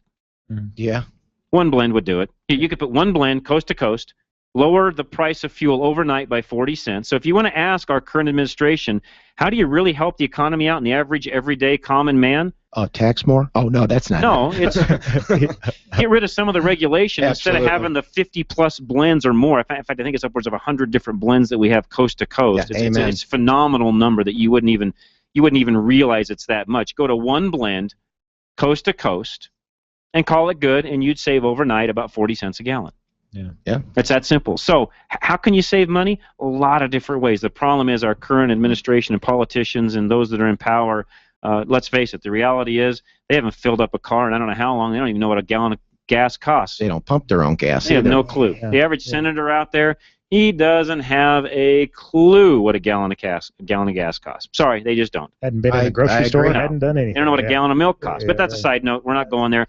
But my point is, and I have some of you get mad when I talk politics, but you know what? You'll get over it, because some of this affects all of what I just said affects the everyday common driver going to and from, trying to buy groceries, trying to pay for daycare, trying to put kids through school, trying to raise families, trying to retire.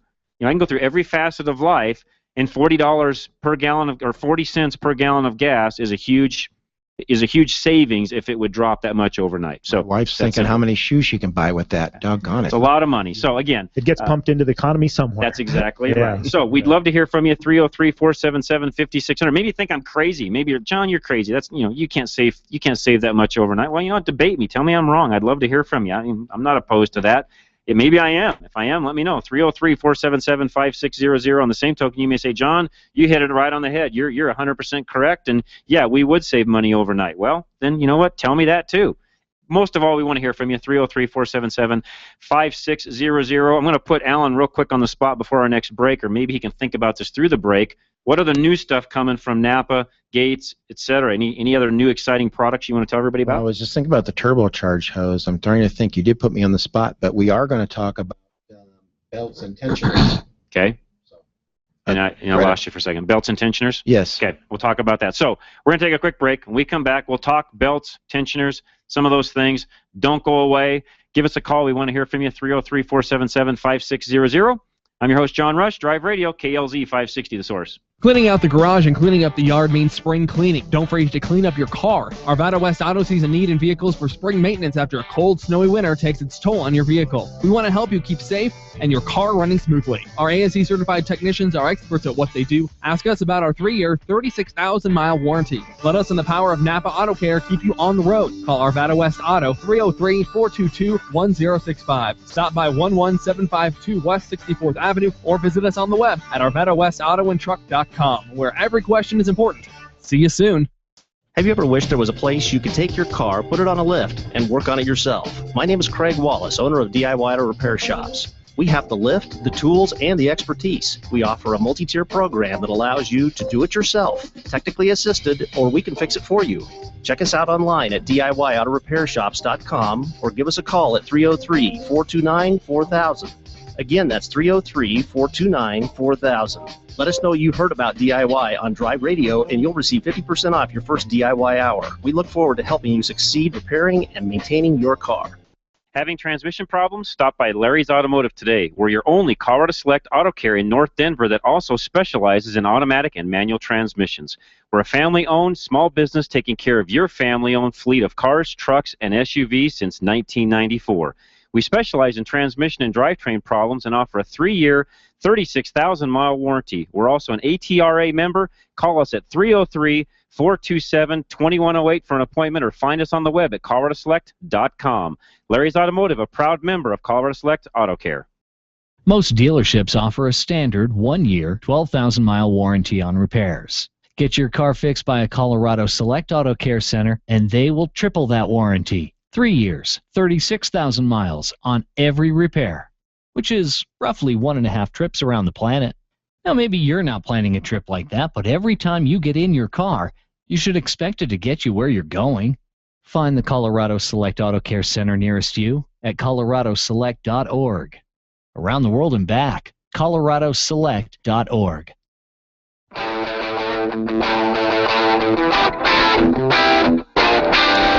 All right, thanks for listening to us. We do appreciate it. Had a caller that called into Larry. And by the way, line open, call us. We'll get you right on air, 303-477-5600, 303-477-5600. And our insurance person that we're really trying to work closely with, and by the way, if he gets a few phone calls from you guys this week, I'm sure this will solidify him deciding to be one of our partners very quickly. So I would encourage you to do this, if nothing else, just to help us with gaining a great insurance sponsor that would not only help us keep this show rolling, but give you a great resource to use for all of your insurance needs. But his name is Paul Leuenberger. Let me spell that for you. It's Leuenberger.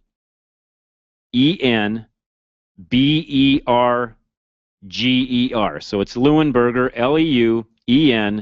Leuenberger. And his phone number is 303-619-9891, and he's with American National Insurance Company, and he's got a division of that called Chrome, which is really their kind of specialty insurance for older classic cars, hot rods. As I said, even some of the higher end. Some of these guys that build Jeeps, etc. I mean, no offense. I worked on Jeeps back in the day that could get into the $60,000-$70,000 range pretty quickly. That typically would have been a $25,000-$30,000 Jeep. So yeah, you could double the value of one of those in a real quick heartbeat. Paul's a guy that can help you with all of the insurance on that stuff and make sure you're fully covered. On what it's truly worth. What it's truly worth, and also help you out with, do you need an umbrella? Do you have enough assets that you really ought to be running some sort of an umbrella policy to protect your entire estate and your assets? Those are things Paul can help you with. So again, give him a call. He's a great guy. He was with us a number of years ago. I've known Paul for years. My dad and family members, I've got a lot of people I know that use him on a regular basis. Great guy. I'll vouch for him. You won't find a more honest guy to talk to in the insurance business, which, no offense, but the insurance industry kind of has the same reputation that the automotive industry has, and finding good, solid, individuals can sometimes be difficult. Paul's a great guy. So, again, give him a call, and he'll help you out. Okay, we've got a call coming in. Larry's getting that handled right now. Give us a call. We'd love to hear from you, 303-477-5600. Let's go through a few of these top 5 ways to get pulled over by cops. Well, you said the first one. You're right. Well, first one is speeding. Speeding is gonna. That's pretty obvious. Because they're obviously out there patrolling for that. That's right. They're looking for that. Well, they need revenue. Yeah, you're right. It's a big generator. Yeah, that is a huge generator. And typically, and I know a lot of different policemen. I've got good friends that are cops that that I. Yeah, me too. The problem is every policeman on the road today, when they're radaring or doing whatever they're doing, kind of has their own rule of thumb for when they're going to pull somebody over. Sure. It might be 5 over, it might be 8 over, it might be 3 over, it might be 10 over. Depending on where they're at. Yeah. Exactly right. Yeah. So the best thing to do is just abide by the speed limit and do what it says, and you're going to avoid them pulling you over. If they see a car coming by a high rate of speed, typically you're going to get yanked over. Well, and they're sitting there looking for that. I mean, that's what they're there for. This article I'm reading did not say this, but I can tell you right now that one of the things they do frown on, and this is pretty much any cop out there, is speeding in school zones. Right. If you're going 30 in a 25-mile-an-hour speed zone, school zone, or 25 in a 20 school zone, you're going to get pulled over. Yeah, exactly. So I can tell you. So watch that. That's for sure. And by the way, it should be that way. School zones, construction zones. That's right. Just pay attention. Abide by the law. Yeah. All right, let's go to a quick phone call. 303-477-5600 is our number. We've got lines open. Sally is up next. Sally, welcome. What's going on today? Hi.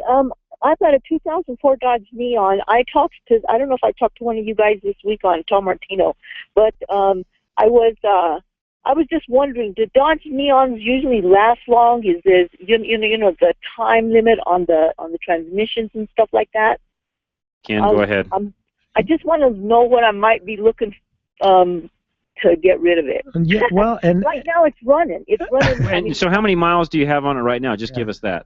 220,000. Okay, well that's good. Yeah, and, that's really good. And maintained. I mean, yes, they're kind of I take it to get it my maintenance because I've had it since when I bought it. It had 13,000. Yeah. And so I've had it for 10 years. That's great. I take it in and I get it. I keep they go on the computer and tell me what it needs and then I get it done. Yeah. So I've had it properly maintained.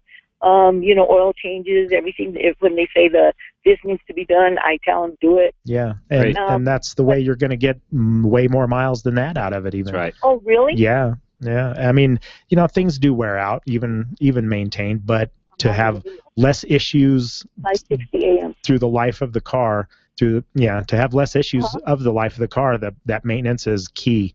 And you've done that, and you've got 120. That's great. 220 or 220. Yeah, I'm sorry. Which really, Sally, I didn't want to say this and try to the Neon discourage you, right. but 220 on a Dodge Neon, you've done better than probably 80% of the Dodge Neons that were ever put on the road. I wanted to go see if she wanted to go to Blackhawk, Colorado. You're doing really, really well. Yeah. Yeah, my grandchildren were in sports. I had football, soccer, baseball. Okay. I had all that going on. So I lived in Glendale. My son lives in Conifer now. They used to live in Golden. So it was constant back and forth, like 3-4 times a day. So a lot of that was highway type miles. Actually, mostly inner city. Okay. Yeah. Now it's highway. Since I think it turned over on my last maybe 80,000 has been. My son moved to Conifer 3 years ago. Okay. Yeah. Well, you've done fantastic. So to tell you to, sell that car and do something different. I mean, here's where you're also at with this. And this is something else for just even everybody else listening. When you get up to this kind of mileage on that type and age of a vehicle, it's not worth much on the resale side of the fence anyways. You might as well just do the best you can, keep driving it. If it gets to the point where you're putting a lot of money into it, you're probably going to have second thoughts about whether it's time to start doing something different with a different vehicle. But at this point, count your blessings, keep living right, keep driving that car, and I wouldn't get rid of it at this point because you're not going to get anything out of it anyway, so keep driving I'm not looking to get rid of it. I just want to, I was thinking if maybe you guys had an estimate about how much mileage, about how far I could still Like go. I said earlier, you've done better than most Dodge Neon owners have done anyway, so anything you get from here is a gift. And because it's not a expensive car to start out with, so a lot of times the reason they don't last a long time over the most part is people neglect them, and you haven't, and that's why you've done well. Yes, She's a testament to you've taking and doing regular That's right. maintenance. You've done really well. You've gotten a lot of life out of a car, to Ken's point, that never really was intended to go 220,000 miles from the get-go. So you've done really well. Okay. Yep. Yeah. Good Well, job, thank you very Sally. much. Happy Mother's Day, by the way. Oh, thank you. You're very welcome. And I know she's got she's a mother because she was talking about her grandkids. kids. Divulge that information. That's right. That was So, not a hard one to figure out. Happy Mother's Day, Sally. Appreciate you listening, and continue to keep the maintenance up on that and keep driving. and that's on any vehicle. That's right. So, to Ellen's point, that's a great testament to doing proper maintenance. Right there. That's even on a vehicle that really, let's face it, guys. Well, if you think it's a throwaway car, I mean, still don't neglect it. That's a They were prime not. example. They weren't the top-notch cars in their day. You're right. And Not beating them up. They just weren't. They're a very good vehicle. I mean, for what you pay for that them. the 2-liter? Yeah, a 2-liter double overhead cam. Yeah, exactly. And they just go and go, provided they're taken care of. I was curious. I forgot to ask. Since I'm the belt guy, I was wondering if the timing belt was done. Things like that. Sounds I was like just curious. I forgot to ask her. Sounds like she was on top of that. So it must have been. Yeah. Which, exactly. real quick, you just segued into something, too, real quick, Alan. We've got about 5 minutes before the break. By the way, we've got a line open. Love to hear from you, 303-477-5600. Timing belts, though, are going longer than they ever have in the past, even as far as some of the manufacturers' recommendations as far as changing goes. And I'm assuming a lot of that is because the belts themselves are just higher quality and are better made today than they were, say, 10 or 15 years ago. Yeah, but I think there's still an age deal where you can run into. Correct. We got an old Land Rover. Sorry about that, but and it had 60,000. I think it wasn't due till 72,000, but it was like 8 years old. So that was kind of pushing the envelope there. Time. Yeah. Got it. Yeah. So there's still age limit. Sure. But my point is, I mean, you're seeing some of the new cars come that can do well over 100K on a what's timing belt. Subaru? 105? Is that their? Yeah, they're 105. And Honda's what? 80 or 90 or? I think have to look at the book. Depends on the vehicle, but 105 there also. Usually on a lot of the Hondas. When back in the day it was 60. But you're right. Yeah, Sally's Neon could not go that without doing the timing belt. That's right. You're right. Yeah, 60 I broken, think is what they recommend. And so she has had at least done 3 times. Yeah, probably. Yeah. So I Good for forgot. her. I forgot to ask that. That's what I wanted to ask, and that was going to segue into. No, this, she's done very well. So great point that you can actually, take a vehicle. Maybe it's even a little subpar, or not the top of the line vehicle in that particular line is what I'm trying to say. And stretched every dollar out of it. That's right. Still get your maintenance. So it can be She's got done. her value out of that car. Yes, it can be done. That's right. That's exactly right. And I just thought that was a good testament. It That's kind of what the show is all about, right? That's exactly right. Some basic maintenance. No, she's done well. She's done extremely well. So you wanted to also talk about, along those lines, tensioners and things along those lines. So when you go to change a serpentine belt, what are the things somebody should look at? I'll throw it right back here at Ken. I didn't want to pass the buck, but yes, I'm trying to sell belts, and we're trying to put belts on, and we know that at least 1 in 5 vehicles out there needs a belt. And this is more towards the do-it-yourselfer. Maybe you're trying to save a little bit of money and do it yourself. But how often do you see maybe a tensioner neglected, Ken, as far as, hey, this belt was just put on, I'm still having issues, it's still got this noise, and then you get in there and you say, well, you didn't replace the tensioner. So yeah, exactly. We'll see tensioners kind of walk out just a little bit, just due to wear. Kind of your oxygen sensor analogy, they do get weak. Yes, exactly. Yeah, either less tension. They're not electronically controlled, obviously, but they get weak and they're mechanical. They don't do their job. Yeah, and then we lose tension, and then accessories might not work properly, like the air conditioning. You're right. Squeal, noises. Can we set codes on some vehicles if we have an alternator? Yeah, exactly. So. Yeah, exactly. So sometimes it's simple as tension. Just tension itself. Right, exactly. And we see alignment, pulley alignment issues too, and that's usually where you'll get a lot of noise, constant noise. Sure. And just the normal wear that they have, they're under spring tension, and the bearing, bushing, whatever it is, just kind of walks out, so it's not, the pulley isn't in line with all the others, and it just can be just a hair off and cause issues. It was just a segue into that, as far as, hey, we're replacing the belts, and we thank you for the business, but don't forget these other parts. Yes. Yeah. Great point. All right, guys, let's take a quick break. When we come back, John in Castle Rock's getting queued up right now. I've got a review of a unique vehicle that I wanted to mention. I don't typically get super excited about some cars because most cars are made pretty well today, but the new Ram ProMaster van, you'll start seeing those hit the streets here before long. I'll tell you some cool things about that, which I don't typically talk much about commercial vehicles in that product, but there's a lot of you guys out there that I know have fleets and do different things and so on, and this is really a unique van I think is going to set the stage for some cool advancements in that area. We'll talk about that. Take more calls, 303-477-5600. When we come back, John Rush, Drive Radio, KLZ 560, The Source. Right now at Napa, get your favorite flavor of Valvoline Conventional or Max Life Motor Oil for just $3.59 a quart. Buy 5 quarts, and you'll also get a $7 mail-in rebate. Yep, $7. Enough to get a plate of bacon with a side of bacon smothered in bacon. Now that's tasty. Conquer the job with Napa Know-How. General states pricing. Sales prices do not include applicable state, local taxes, or recycling fees at participating Napa Auto Parts stores. Offer expires 5/31/14.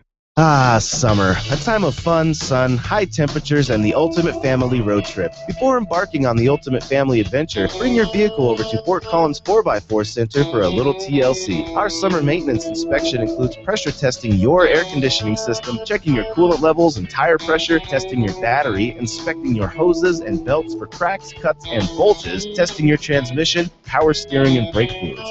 Having your vehicle inspected before a long road trip can keep you on the road, not stuck beside it during your vacation. Fort Collins 4x4 is under new ownership as of January 2014. Stop by and see what's new. Located a few blocks north of Old Town on College Avenue and Hemlock, we are open to serve you Monday through Friday, 7:30 to 5:30 p.m. with shuttle service and after-hours drop. Give us a call at 970-482-5500. Follow us on Facebook or check us out at FortCollins4x4.com.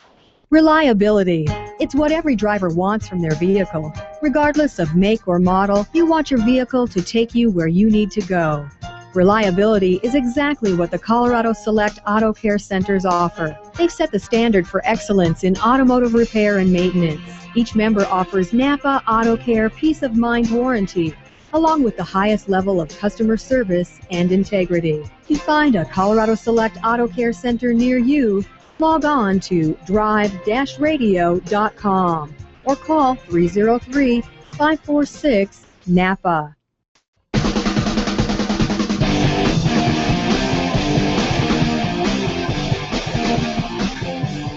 All right, and we are back. I think real quick we'll just jump right to the phones. I'll do the ProMaster review in just a moment. Let's go to John in Castle Rock, who's next. John, welcome. What's going on today?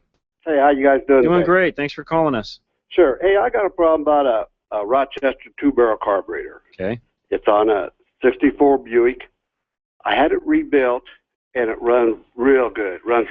Okay. But overnight or over a weekend, it drains down. I have to pump it. I have to give it some starter to get it going again. But during the day, it'd be all right. But it seems like I'm losing my fuel somehow. I wonder if you give me some ideas. It's a Rochester 2-barrel. 1964. Yeah, so 64. When you go to start it the next day, it just flat has no fuel in it. You got to pump it a bunch to get it started. It's not like it's flooded or anything along those lines. Correct. It's not flooded. You think the fuel is evaporating, or do you think it's going down the throat of the carburetor? I think it's going down the throat. Okay. Okay. I don't think it's evaporating. Okay. I wonder if the only thing that would cause it to do that is, well, that I can think of would be the well plugs in the. Right. But does that 2-barrel have that? I don't remember. That's 64. I don't know. It's when I was born. I don't know. You're right. Exactly. So it has a power. It has a power with a power plunge and a needle and seat. Right. It's pretty basic, and I thought it would be pretty easy to rebuild, and it runs real good when it's running. Okay, so you don't have any issues with it not running correctly. It's got good power, accelerator pump works, all that stuff. Yes, it just after I park it, if I leave it overnight, I gotta pump it to get it going, or I gotta use some starter fuel. And is it for sure out of fuel? I mean, have you physically taken the lid off of the air cleaner, looked down inside, pumped it to see if there's no fuel coming out of the accelerator pump? You know, I haven't taken the top off, but I've got over the top of it with a flashlight to see if there's sound, any spray, or hear for some sound or whatever. But I haven't pulled the top off. No, I haven't. Because the question would be, is it really dry in the bowl, or is the accelerator pump itself just drying out to where it's not pumping fuel in and then allowing it to start? And you almost would have to, I hate to tell you this, but you could almost take the top of the carb off and just see if the bowl is full at that point in time. Yeah. If it is, then you know you've got an accelerator pump only problem, or that circuit has an issue. Yeah. You're really not losing all the fuel. I doubt if you're losing fuel in the bowl overnight. well, and if it's going into the engine, you would start it and it would be flooded. Black smoke, Yeah, that's right. Exactly. It would be flooded for a short amount of time. Right. That's why I asked you how it starts, because Yeah. to Ken's point, if it was going down the throat, you'd know that. Yeah. And the other thing that you would notice, and by the way, this is something you could check real quick, is see if the oil smells diluted. In other words, does it have a bunch of extra fuel in the oil? Does it smell super gassy? That'll also tell you whether it's going down the throat, or is it actually staying in it and just has an accelerator pump issue. Okie doke. Okay, that's how I would check it. And the choke is setting properly. Did you? I think the choke is setting right. It's got this old hot water choke on it. It's not a dielectric that's right. metal band, You're right. or not electric. It's a hot water. Right. Okay. And that's the only one I've ever seen like that. No, and I think you're right on that. But again, first things first, pop the top off of it when it's not wanting to start. Yeah. See if it's an issue of it just not squirting. Yeah, definitely. And then that'll tell you real quick what's going on. Yeah. Okay. Well, when you say pop the top, that means take the top cover off. Yeah, because you got an oil bath probably on that, don't you? Yes, I do. Yeah. That's a little harder than it sounds, but you know what I mean. And then from there, you just delve into it a little further. Thank you. You're very welcome. Thanks for calling us. We appreciate it. Have we come a long way? Yes. You have a water line hooked up to the choke. Well, there's the coolant is not warm at that time, so that's why it was very inefficient. That's right. No, we've changed a lot. 303-477-5600 is our phone number. We'd love to hear from you. We've got time even before the top of the hour to talk to you, so give us a call. We'll get you right on air. 303-477-5600. Okay, ProMaster van. And by the way, all of our reviews, new cars, they're all on our website, drive-radio.com. We've got hundreds and hundreds and hundreds on there. Also doing them on YouTube now. So this particular van, I've got a YouTube video up, or I will have here very soon. I don't have this review completely done. I just did this last week. But let me tell you a little bit about this van. So Dodge, actually, it's not Dodge. It's Fiat. This is a van they've used overseas. They're now importing it, and I don't know exactly. I didn't do all the research to see if it's built here in the U.S. I'm assuming it is, but it's a design that's come off of what they use in Europe. It's a front-wheel drive cargo-type van that can be configured in multiple different ways, from a half-ton all the way to a three-quarter-ton to a one-ton van. So chassis-wise, it'll accommodate pretty much whatever you want to do. Totally flat floor, which you would expect in a van, but the floor is a little lower than you would expect because, again, It's front-wheel drive. There's no drivetrain having to run to the back. Sure. In this particular model I drove, half-ton's got the 3.6 Pentastar. They're also going to make it with the 3-liter V6 diesel, which would be a really cool setup. Actually would work fantastic. When you drove this van, what I'm going to tell you is you didn't realize you were really driving a van. I mean, for guys that are going to be in this van down the road as a delivery driver, very comfortable, can see out of it very well, automatic mirrors that even fold in and out, and you can adjust through the button on the driver's side the upper and lower convex mirror, all from the driver's seat. That's the good stuff for a delivery driver. Has a really cool standard backup camera feature in it, especially when you're offloading things. You know, you may be a driver and have a passenger that runs around to the back. You want to know, hey, have they got everything secure, etc.? Where am I at in regards to the dock I'm backing up to, what have you. You can use the backup camera for that. Works extremely well. Very quiet inside, and it drives like a car. It really does. You wouldn't know you were driving a van. The plus side to this for our area is typically vans in the snow don't work very well. Oh, you're right. They're rear-wheel drive, and especially if they don't have anything in the back and they're empty, they're really, really squirrely. This takes that all away.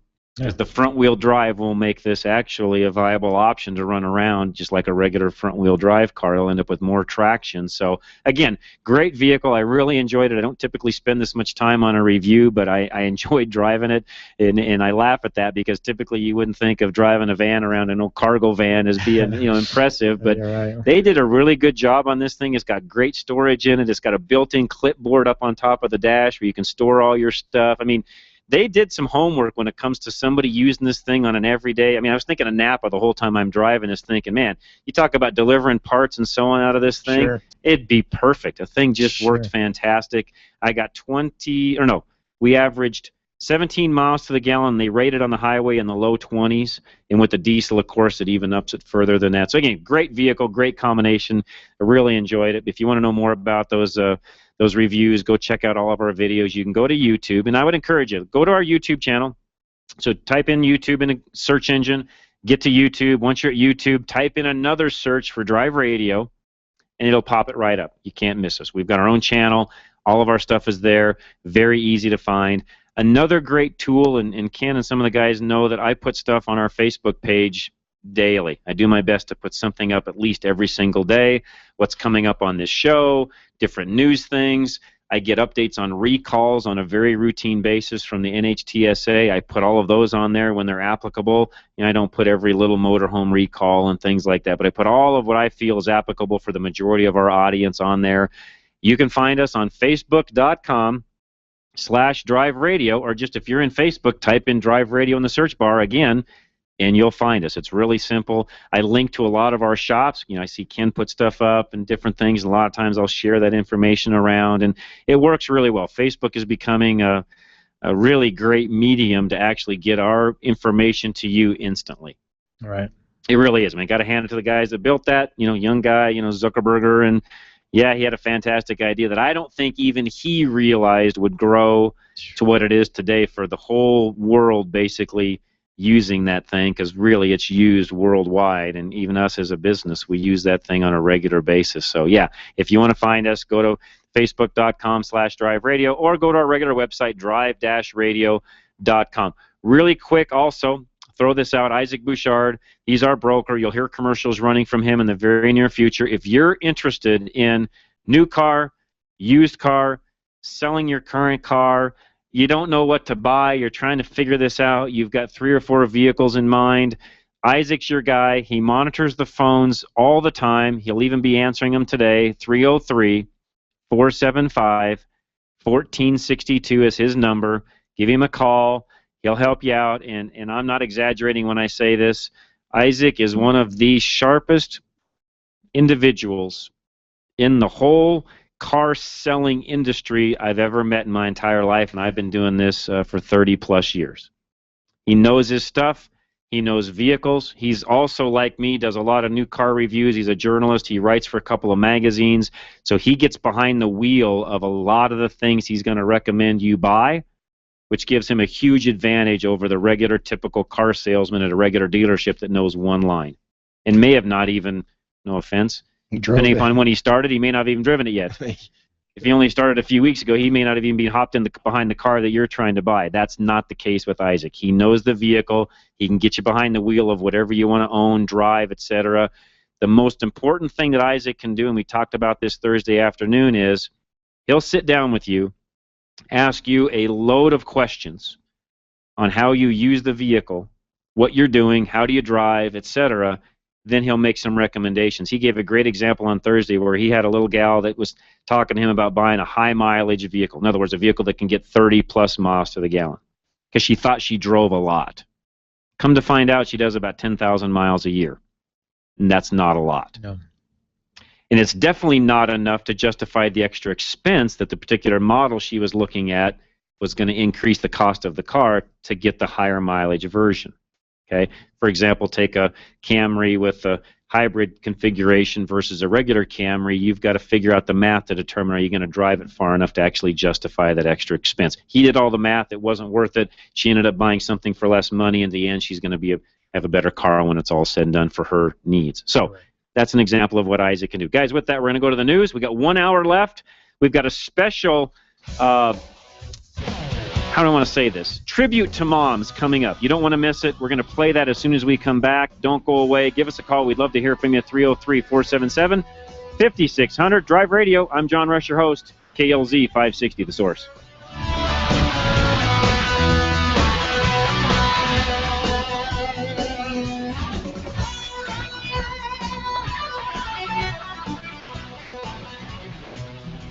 Drive Radio is a presentation of Colorado Select Auto Care Centers. The independently owned and operated shops of Colorado Select hold each other accountable for the highest standards of technical expertise, honesty, and professionalism. They all understand that choosing a mechanic is risky business. So Colorado Select was created by this exclusive group of like-minded professionals who are dedicated to raising the level of consumer confidence in Colorado's auto repair industry. Schedule your next oil change at any of the Colorado Select Auto Care Centers heard on Drive Radio, and you'll immediately see the difference.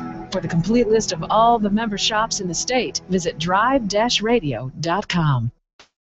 It's Randy Corcoran again. Have a great Mother's Day weekend, and then get ready for another week of Liberty on the air. Monday on the morning show, HD 37 candidate Michael Fields in a primary fight here in studio, and Ben DeGrow from the Independence Institute. Primaries are just around the corner. What do we do to win? Your calls move the show 5 to 8 a.m. It's Wake Up with Randy Corcoran, KLZ 560. This is the legendary KLZ, AM 560, KLZ HD Denver, and online streaming at 560thesource.com. Since 1922, KLZ Denver. This is the Blaze Radio News. I'm Brad James. The Republicans get going on the Benghazi investigation while the Democrats flounder. The Blaze Radio's Kay Long explains. The Republican side of the Select Committee on Benghazi, chosen by House Speaker John Boehner. Joining South Carolina Congressman and Committee Chair Trey Gowdy are these representatives: Susan Brooks of Indiana, Jim Jordan of Ohio, Mike Pompeo of Kansas, Martha Roby of Alabama, Peter Roskam of Illinois, and Lynn Westmoreland of Georgia. Meanwhile, the Democrats still not sure they want to be part of this investigation. California Democratic Minority Leader Nancy Pelosi outlining the sticking points. What is the manner in which they will proceed? How is that manifested in respecting the rights of the minority? Pelosi claiming the Republicans have reasons for calling another investigation. I think it's pretty clear. Their focus on the Affordable Care Act has run its course. I'm Kay Long, The Blaze News. This is news on the Blaze Radio Network. Everyone is making the switch to the Blaze to make it their source for the truth. Why not make it your source for the truth? Make theblaze.com your homepage for news that the other outlets won't even touch. Subscribe to The Blaze TV at theblaze.com/TV or on Dish Network and get access to original programming like For the Record, the show that exposes what's really going on that the government doesn't want you to know. And Real News, the daily conversation on the topics of the day that matter most. Check out the Blaze Radio Network at theblaze.com/radio with original shows like Buck Sexton, The Morning Blaze with Doc Thompson, Pat and Stu, and Jay Severin. Or, if you need something to hold in your hands, subscribe to the Blaze magazine. So basically, anywhere you need to go, you can take the truth with you by taking the Blaze with you. This is the Blaze. truth lives here. So just to recap, anywhere you need to go, you can take the truth with you by taking the Blaze with you. Find out all the ways at theblaze.com. The Blaze Radio News on KLZ 560 The Source. The Jason Lewis Show, weeknights from 7 to 10 on KLZ 560 The Source. Being an expert on general automotive knowledge, what would the correct ignition timing be on a 1955 Bel Air Chevrolet with a 327 cubic inch engine and a 4-barrel carburetor? It is a trick question. Watch this. The Chevy didn't make it 327 and 55. The 327 didn't come out till 62. And it wasn't offered in the Bel Air with a 4-barrel carb till 64. However, in 1964, the correct ignition timing will be 4 degrees before top dead center. Get ready for another hour of Drive Radio, brought to you by Colorado Select Auto Care Centers. Got a question for the experts? Then give them a call, 303-477-5600. Now it's time to pop the hood and get our hands dirty. Drive Radio on KLZ 560 The Source. All right. Appreciate everybody listening today. And again, lines are open this last hour. We'd love to hear from you. 303-477-5600. We'll get you right on air and talk to you. We'd love to do that quickly.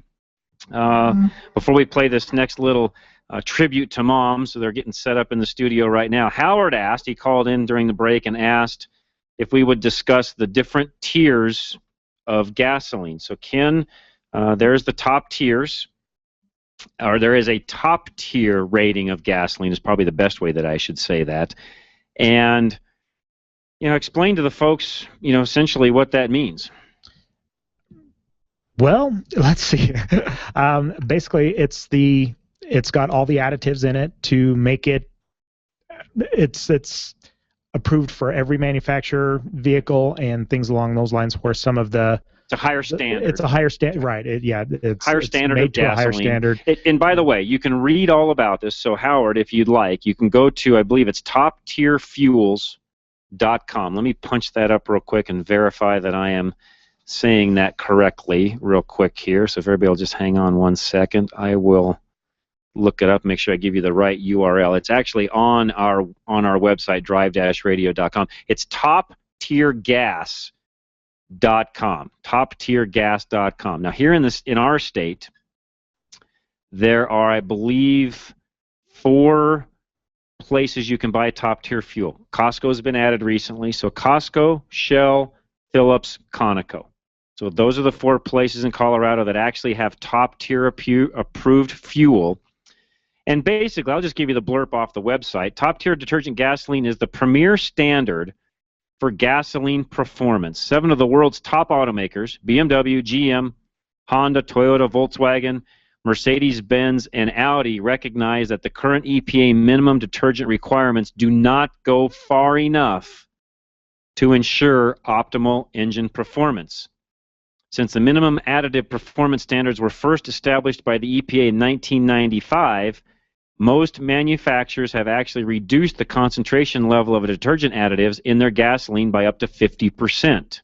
As a result, the ability of a vehicle to maintain stringent Tier 2 emission standards has been hampered, leading to engine deposits, which can have a big impact on in-use emissions and driver satisfaction. These automakers have raised the bar. Top-tier detergent gasoline helps drivers avoid lower quality gasoline, which can leave deposits on critical engine parts, which reduces engine performance. That's something both drivers and automakers want to avoid. So that's the synopsis of what top tier is versus regular standard gasoline you're going to get out of, no offense, some of the grocery stores and so on. I'm not saying those are bad, but they're not top tier, which you could just read by what I just said. Those were not my words. I read that right off of the top tier website. Certain manufacturers of gasoline have decided we're going to meet this criteria, be labeled top tier, thereby giving you a better quality of gasoline. And we've done our own testing internally. Dorsey Johnson, especially at Arvada West, has. You'll save money running top tier fuel. Your mileage isn't better. Your maintenance down the road is better. or less, I should say. So you increase fuel economy, lessen maintenance down the road, and you're doing all of that for 5 to 8 cents a gallon difference in price over what you're going to save in most cases. Now, if you're using your grocery bucks or your points, etc., yeah, they entice you to come in and do that. But keep in mind, they're doing that so you'll buy their groceries. So you're overpaying on groceries, getting a discount on gas.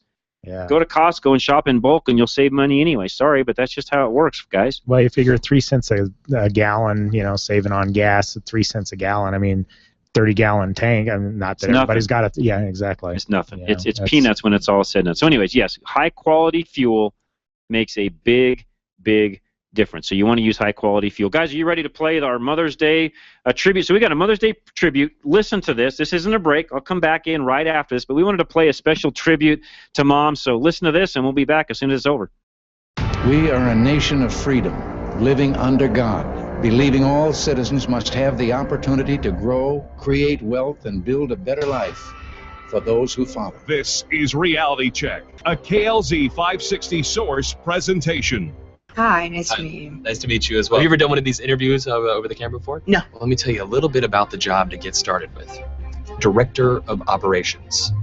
Responsibilities and requirements are really quite extensive. You thought you had a lousy job.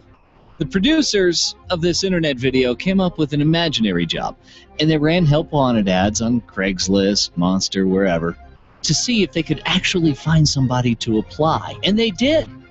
So wait till you hear the job description. It's impossible. It borders on the inhumane. But the interviews were conducted anyway, online via Skype, and they were recorded so that you and I could enjoy the fun. First category for the requirements would be mobility. This job requires that you must be able to work standing up most or really all of the time, constantly on your feet, constantly bending over, constantly exerting yourself, a high level of stamina. Okay. That's a lot. For how many hours? 135 hours to unlimited hours a week. It's basically 24 hours a day, 7 days a week. I'm sure you'll have a chance from time to time to maybe just sit down here and there, yeah? You mean like a break? Yeah. No, there are no breaks available. Is that even legal? Oh, yeah, of course, yeah. Okay. Yeah. So like no lunch. You can have lunch, but only when the associate is done eating their lunch. I think that's a little intense. No. Not possible. That's crazy. Now, this position requires excellent negotiation and interpersonal skill. We're really looking for someone that might have a degree in medicine, in finance, and the culinary arts. You must be able to wear several hats. Associate needs constant attention. Sometimes they have to stay up with an associate throughout the night. Being able to work in a chaotic environment, if you had a life, we'd ask you to sort of give that life up. No vacations. In fact, Thanksgiving, Christmas, New Year's, and holidays, the workload is going to go up, and we demand that with a happy disposition. That's almost cruel. Worry about when there's time to sleep or... Oh, no time to sleep. 365 days a year? Yes. No, that's inhumane. That's very insane. Also, let's cover the salary. The position is going to pay absolutely nothing. The meaningful connections that you make and the feeling that you get from really helping your associate are immeasurable. Excuse me? No. Nobody's doing that for free. Yeah, pro bono. Completely for free. No. What if I told you there's someone that actually currently holds this position right now? Who? Moms. Yeah. Moms. That's awesome. Oh! And they meet every requirement, don't they? Oh my God. Moms are the best. Yeah, there's no pay. They're 24 hours. They're always there. Now I'm thinking about my mom. Yeah, and what are you thinking about her? I'm thinking about all those nights and everything. My mom is just awesome. She's awesome. Happy Mother's Day, Mom. From all of us at the Crawford Broadcasting Company, Reality Check, and KLZ 560 The Source. Mother's Day from those of us here at Drive Radio, and that's a good one. I heard that this week, and I saw some of those YouTube videos. In fact, as a family, we kind of sent those around, and we were laughing. And so at one point, our daughter, she's on the phone with my wife, so her mom, and they're talking, and all of a sudden, my daughter says, your associates are about to get a spanking, so I need to go. Very good. Yeah. Very good. So, yes, all of us have been an associate at one time or another in our lives. Yep.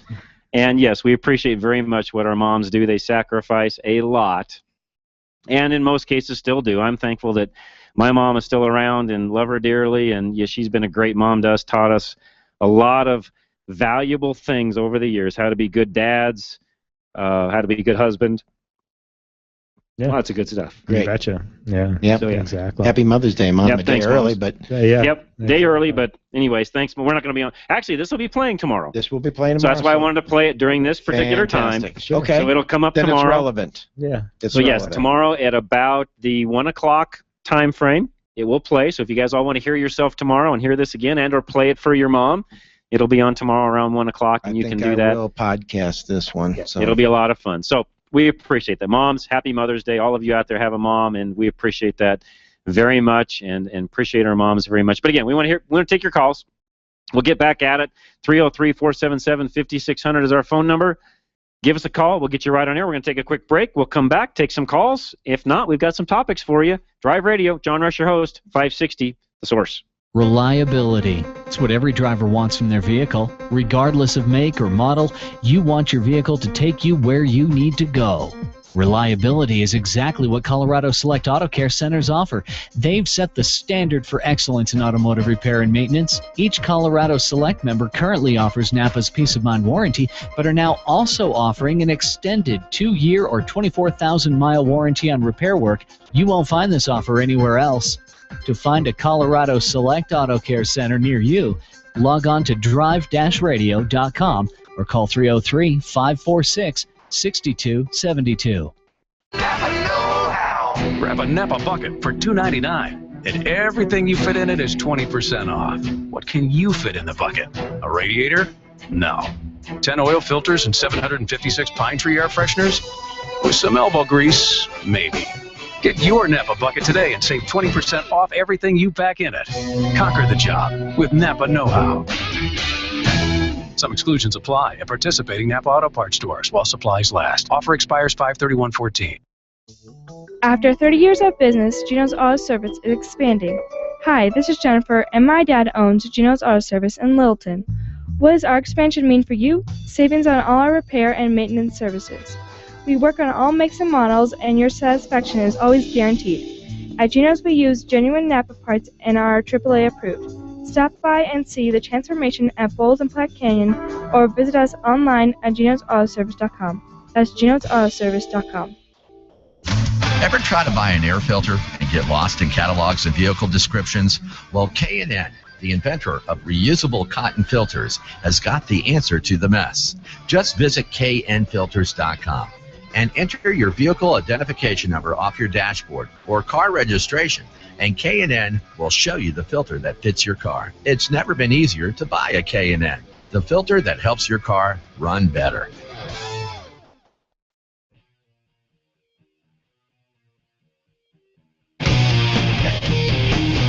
All right, welcome back, and we were just talking through the break. Some of our announcements early on, and Ken missed a couple of these because he was late. That's okay. We'll repeat these. If he missed them, I'm sure some of you did also. We're going to have a radio remote, so we'll be on location doing the show from a new Napa store that's been built down in Castle Rock, and we're going to do that on May 31st. So Jeff Pelly is our owner there. That's an independently owned and operated store. It's not a corporate store, so Jeff will be there. Brand new store that they built. And Larry was saying, if you're an auto care center or just a repair shop in that area and you want to check out what we do, want to check out our show, maybe what is Colorado Select all about, etc. Hey, stop by. We'll be there. I'll have multiple people from our side of the fence, not only to do the radio show, but to actually help me pass out goodies, do all those different things. It'd be a great day to stop by and just see what we do. They may want to see if we're really that good looking in person as we are on the camera too. We have faces for radio, you right? never really know. Luckily, I'm not going to be there. Okay. So, all right. No, I'm just kidding. And by the way, we had a great remote last week. We were out at Front Range Community College, and a lot of you came out to support us, and we really appreciate that. We would not have had the attendance there. They would not have had the attendance there had it not been for you, Drive Radio listeners, and we appreciate that very, very much. And it was great to see some people, put some faces with some voices that we hear on air that came out to see us, and really enjoyed it. Those of you that came know what I'm talking about. We really enjoyed meeting you and had a great time and appreciate it. So we'll be out again May 31st the Napa store in Castle Rock. And we'll have some goodies to give away. Napa will have some goodies. The owner, Jeff Pelly, he'll have some different specials going on. It'll be a great day. You'll want to come out, say hi, check out what's going on. Alan was talking about what a beautiful store it is, and so it's going to be something you're going to want to come and check out. Absolutely. Most definitely. You're welcome to come by. All right, let's get back to the phones, 303-477-5600. Give us a call. We'll get you right on air. We got about 40 minutes of the show left is all. We'll try to get as many calls in for you as we can, but call us. We need you to get on air. And I didn't mention this. They're open, so you can call us right now. Don't wait for somebody to get off air because the lines are open. That doesn't happen very often at the top of the noon hour. Call us. We'll get you right on air, 303-477-5600. And if somebody doesn't want to call and be on air, they can certainly call Larry. You can call Larry, do off air, send me an email, right. John, J-O-H-N. And we'll take it from there. That's right, John, J-O-H-N, at drive-radio.com. Send us an email. I'll answer it online quickly, though, while we have a chance. Because they could be shy like me, John, and not real shy. talk. Yeah. Yeah, I'm sure. Yeah. Second thing you can get pulled over for. So we just talked about speeding a minute ago. I got to know this. Second thing you can get pulled over for, and I wouldn't. I mean, I guess I could have thought about this one, but it didn't come to the top of my head. Drinking. Illegal cell phone use.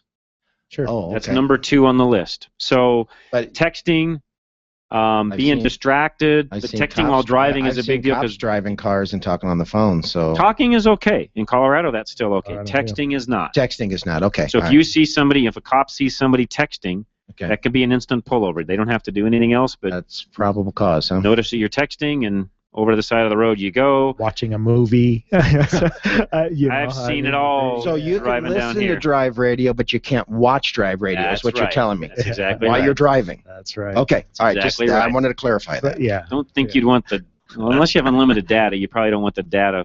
Usage anyway. But they can listen. But they can definitely listen. That's not a problem. But yes, that's a big deal. They will pull you over for that. That's against the law in the state of Colorado. You cannot text and drive. As far as I know, it's a law almost everywhere. It's really being pushed by the feds. And there are some states where you can't talk on the phone without a hands-free device. We're not to that point in Colorado yet. Thank you. I'm glad we're not. I hate the police state, quote unquote. Just knock the microphone, but quote unquote. I don't like that. So just behave when you're in the car. Try not to be distracted because that's a big deal. Again, it's common sense. So. It is. Yeah, right. Third is hazardous driving, and you guys have all seen that. Absolutely. Weaving in and out of traffic. Not really paying attention to what you're doing. It could also go along with the texting and driving because if you're texting while you're driving and not paying attention, you could end up being weaving all over the road. Yeah, exactly. That's another big deal. Here's this was a note in this article. It says apparently they've forgotten how to drive cars. They're busy shaving, eating, or even changing clothes. Okay. Putting makeup on. This is by an officer actually wrote this. So he said he's seen it all. He has seen improper lane changes, illegal U-turns, failing to yield, and unsafe speeds. That goes back to the speeding thing. But sometimes unsafe speeds could be driving under the speed limit.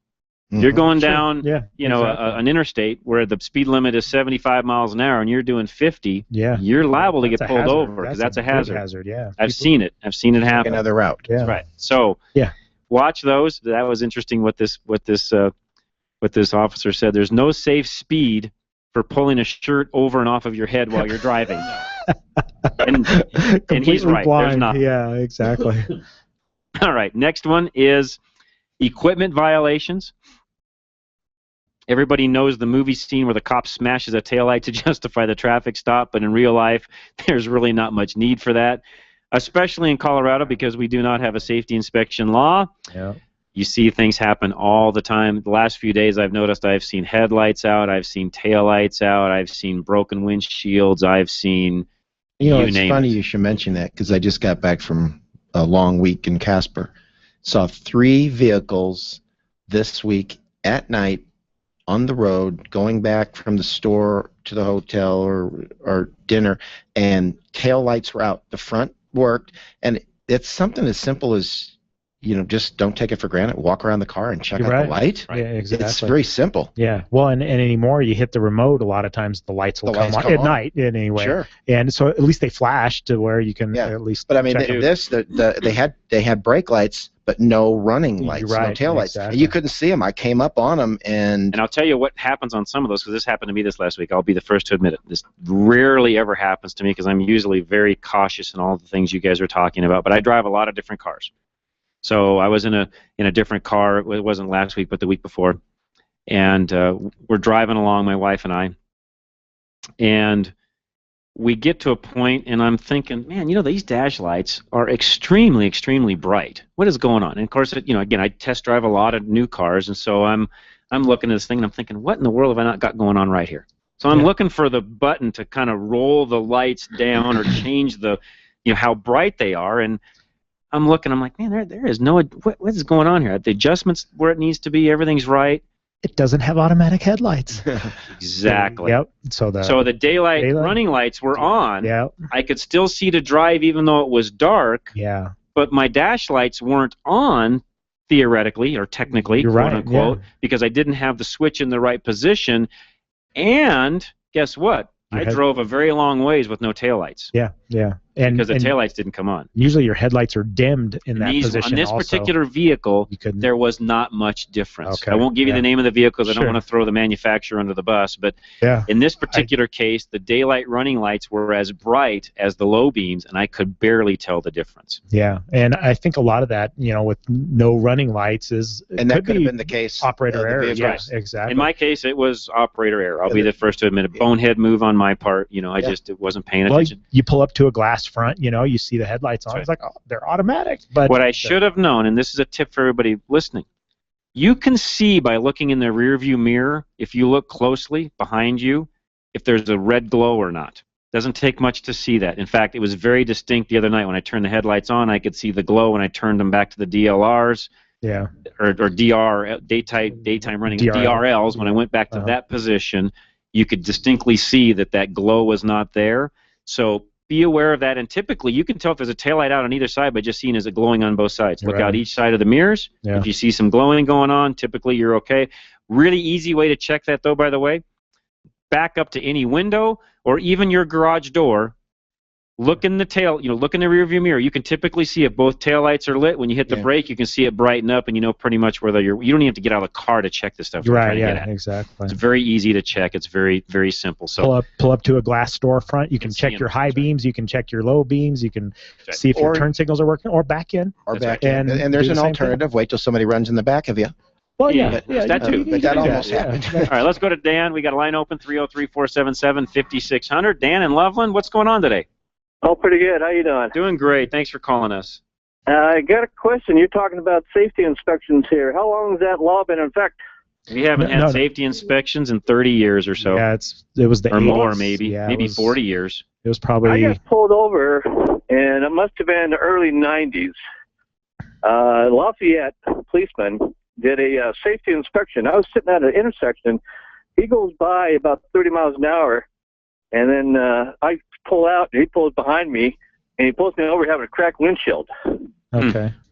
Yeah, and they can still do that today. For the windshield. And by the way, those guys I call traffic Nazis. But they are. But, and I don't know. That's kind of a judgment call, and that's kind of gone out the window anymore. But it's still against the law to drive a vehicle that is not safe. That is not safe. You got a broken tail light, whatever, headlight out, stuff like that. It's still against the law, but there's nobody to monitor it. There's other than nobody them. to, And so right. you probably caught a day, and of course, I know the jurisdiction that you're talking about, and I think at times they seem to have more time on their hands than others. In a lot of the smaller towns, they generate revenue off of what goes on the traffic end of things. So I don't think that's changed much since the 90s when you were stopped then. So just be aware of that when you're driving through some of those smaller Colorado and towns. it's kind of up to their discretion too. I mean, if there's a tailpipe hanging and about to just fall off, and I ride a bike, I mean, I could run over that tailpipe. Hazard, So there's a little bit of a I'm not saying that's wrong. In fact, I'm a proponent of safety inspections because I think it would take a lot of the burden off of them if they did that. I'm one that would like to see that implemented, and I know there's been arguments even on the show for and against, etc. But I'm just a proponent where, you know what, if you have, I as a commercial operator have to do it, why doesn't everybody else? You certainly find like a weak or about to fail ball joint, and you can check thickness on brake pads. A lot of things. Real easy. But anyways, yeah, no, Dan, we haven't had a safety inspection in Colorado for a very long time. Well, ever since the emissions thing here, because I remember I worked at a gas station, and we did safety inspections, and we did the emissions test. That's right. It wasn't really emissions. That must have been in the 70s, because it hasn't been around since then. I was going to say, they didn't implement the emissions until like 82, and then it's maybe 83 or something that they dropped the That's right. The safety because it was inspection. 82, I think, when I was working. The last gas station I worked at, we did safety inspection. We had to check actually the brakes, the tires. Yep. They do it in Missouri, I know Steering that. And by the way, a lot of states still have safety inspection laws, and I think it's a good thing, frankly. Yeah. Yeah, and is it true that the only officer that can do a safety inspection is the State Patrol? I don't know. That's I think a anybody VIN can. verification. Yeah, VIN verification. VIN verification. Yeah, yes, that's correct. Yeah. But as far as taillights, windshields, all those things, any law enforcement officer can do that. Yeah. Okay. And Well, if they I just wanted do, to know, because I was, kind of irks me. I see people running around all the time here with cracked windshield. Yep. Oh, cracked And, windshield, bald tires, taillights out. I mean, I've seen vehicles that have been wrecked. In fact, I followed one home last night that was wrecked. The rear bumper was off. That vehicle no way could have passed a safety inspection, but it's still rolling down the road. And by the way, it was in Lafayette. Yeah. Well, you know what the old saying here. That was the old speed trap in Colorado. Yes, it was. Lafayette. That's here, right. That's exactly right. I was a mistake even being there. I was running a buddy by his ex-wife's house here, and I shouldn't have been there in the first place. So I guess it was my fault for being there. There you go. That's Hey, for Dan, another thanks program. for calling in. We appreciate it very much. Guys, let's take a quick break. We come back. Let's talk to Freeman. He's got a question on Top Tier Fuel. Line open. Call us. We'd love to chat with you.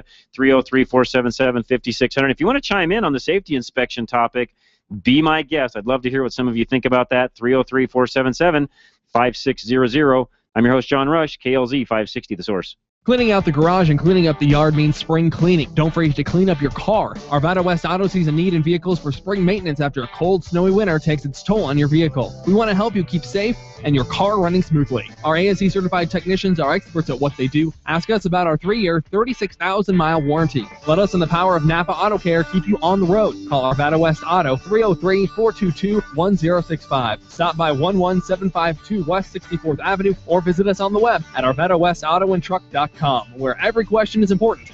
See you soon. Need a one-stop auto repair solution in Boulder? At John's 4x4 Center, they service and maintain more than just 4x4s. From big trucks to diesel pickups, their team of service specialists and technicians have the computer diagnostics, tools, and expertise to service and repair any make or model. They combine their skills with integrity, giving you the best service in the industry. From preventative maintenance to major repairs, you can trust your vehicle to John's 4x4. Located on Arapahoe Road, just east of 63rd, behind Carpet 1. They're open Monday through Friday, 7:30 until 5:30, with convenient shuttle service and after-hours drop. If you're ready to form a solid relationship with an auto repair shop, the new owners at John's 4x4 Center are committed to providing the personal and professional service you're looking for. Give them a call at 303-449-2640. Check them out on the web or follow them on Facebook at johns4x4.com. Have you ever wished there was a place you could take your car, put it on a lift, and work on it yourself? My name is Craig Wallace, owner of DIY Auto Repair Shops. We have the lift, the tools, and the expertise. We offer a multi-tier program that allows you to do it yourself, technically assisted, or we can fix it for you. Check us out online at DIYAutoRepairShops.com or give us a call at 303-429-4000. Again, that's 303-429-4000. Let us know you heard about DIY on Drive Radio, and you'll receive 50% off your first DIY hour. We look forward to helping you succeed repairing and maintaining your car. Reliability. It's what every driver wants from their vehicle. Regardless of make or model, you want your vehicle to take you where you need to go. Reliability is exactly what the Colorado Select Auto Care Centers offer. They've set the standard for excellence in automotive repair and maintenance. Each member offers Napa Auto Care Peace of Mind warranty, along with the highest level of customer service and integrity. To find a Colorado Select Auto Care Center near you, log on to drive-radio.com or call 303 546-NAPA.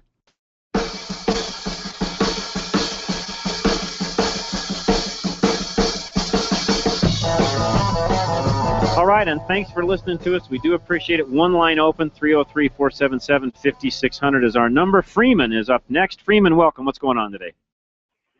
Well, I heard you say something about the different stations for the pure gas. Correct. I didn't get those stations. What stations was that? Okay, top-tier fuels in the state of Colorado are sold by the following companies: Costco, Phillips, Conoco, and Shell.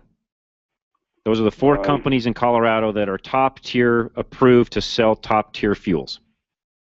Well, let's see. I only got one of those. You say Phillips, Conoco, Shell, and Costco. You say Dell? Shell, S-H-E-L-L. So Shell Oil Company. Oh, Shell. Yeah, Shell. And there's Phillips and Callahan, because I filled up there before. And what was the other one? So Conoco, Phillips, Shell, and Costco. Costco. There, Costco, the big warehouse club, they actually are top tier approved now. Oh, okay.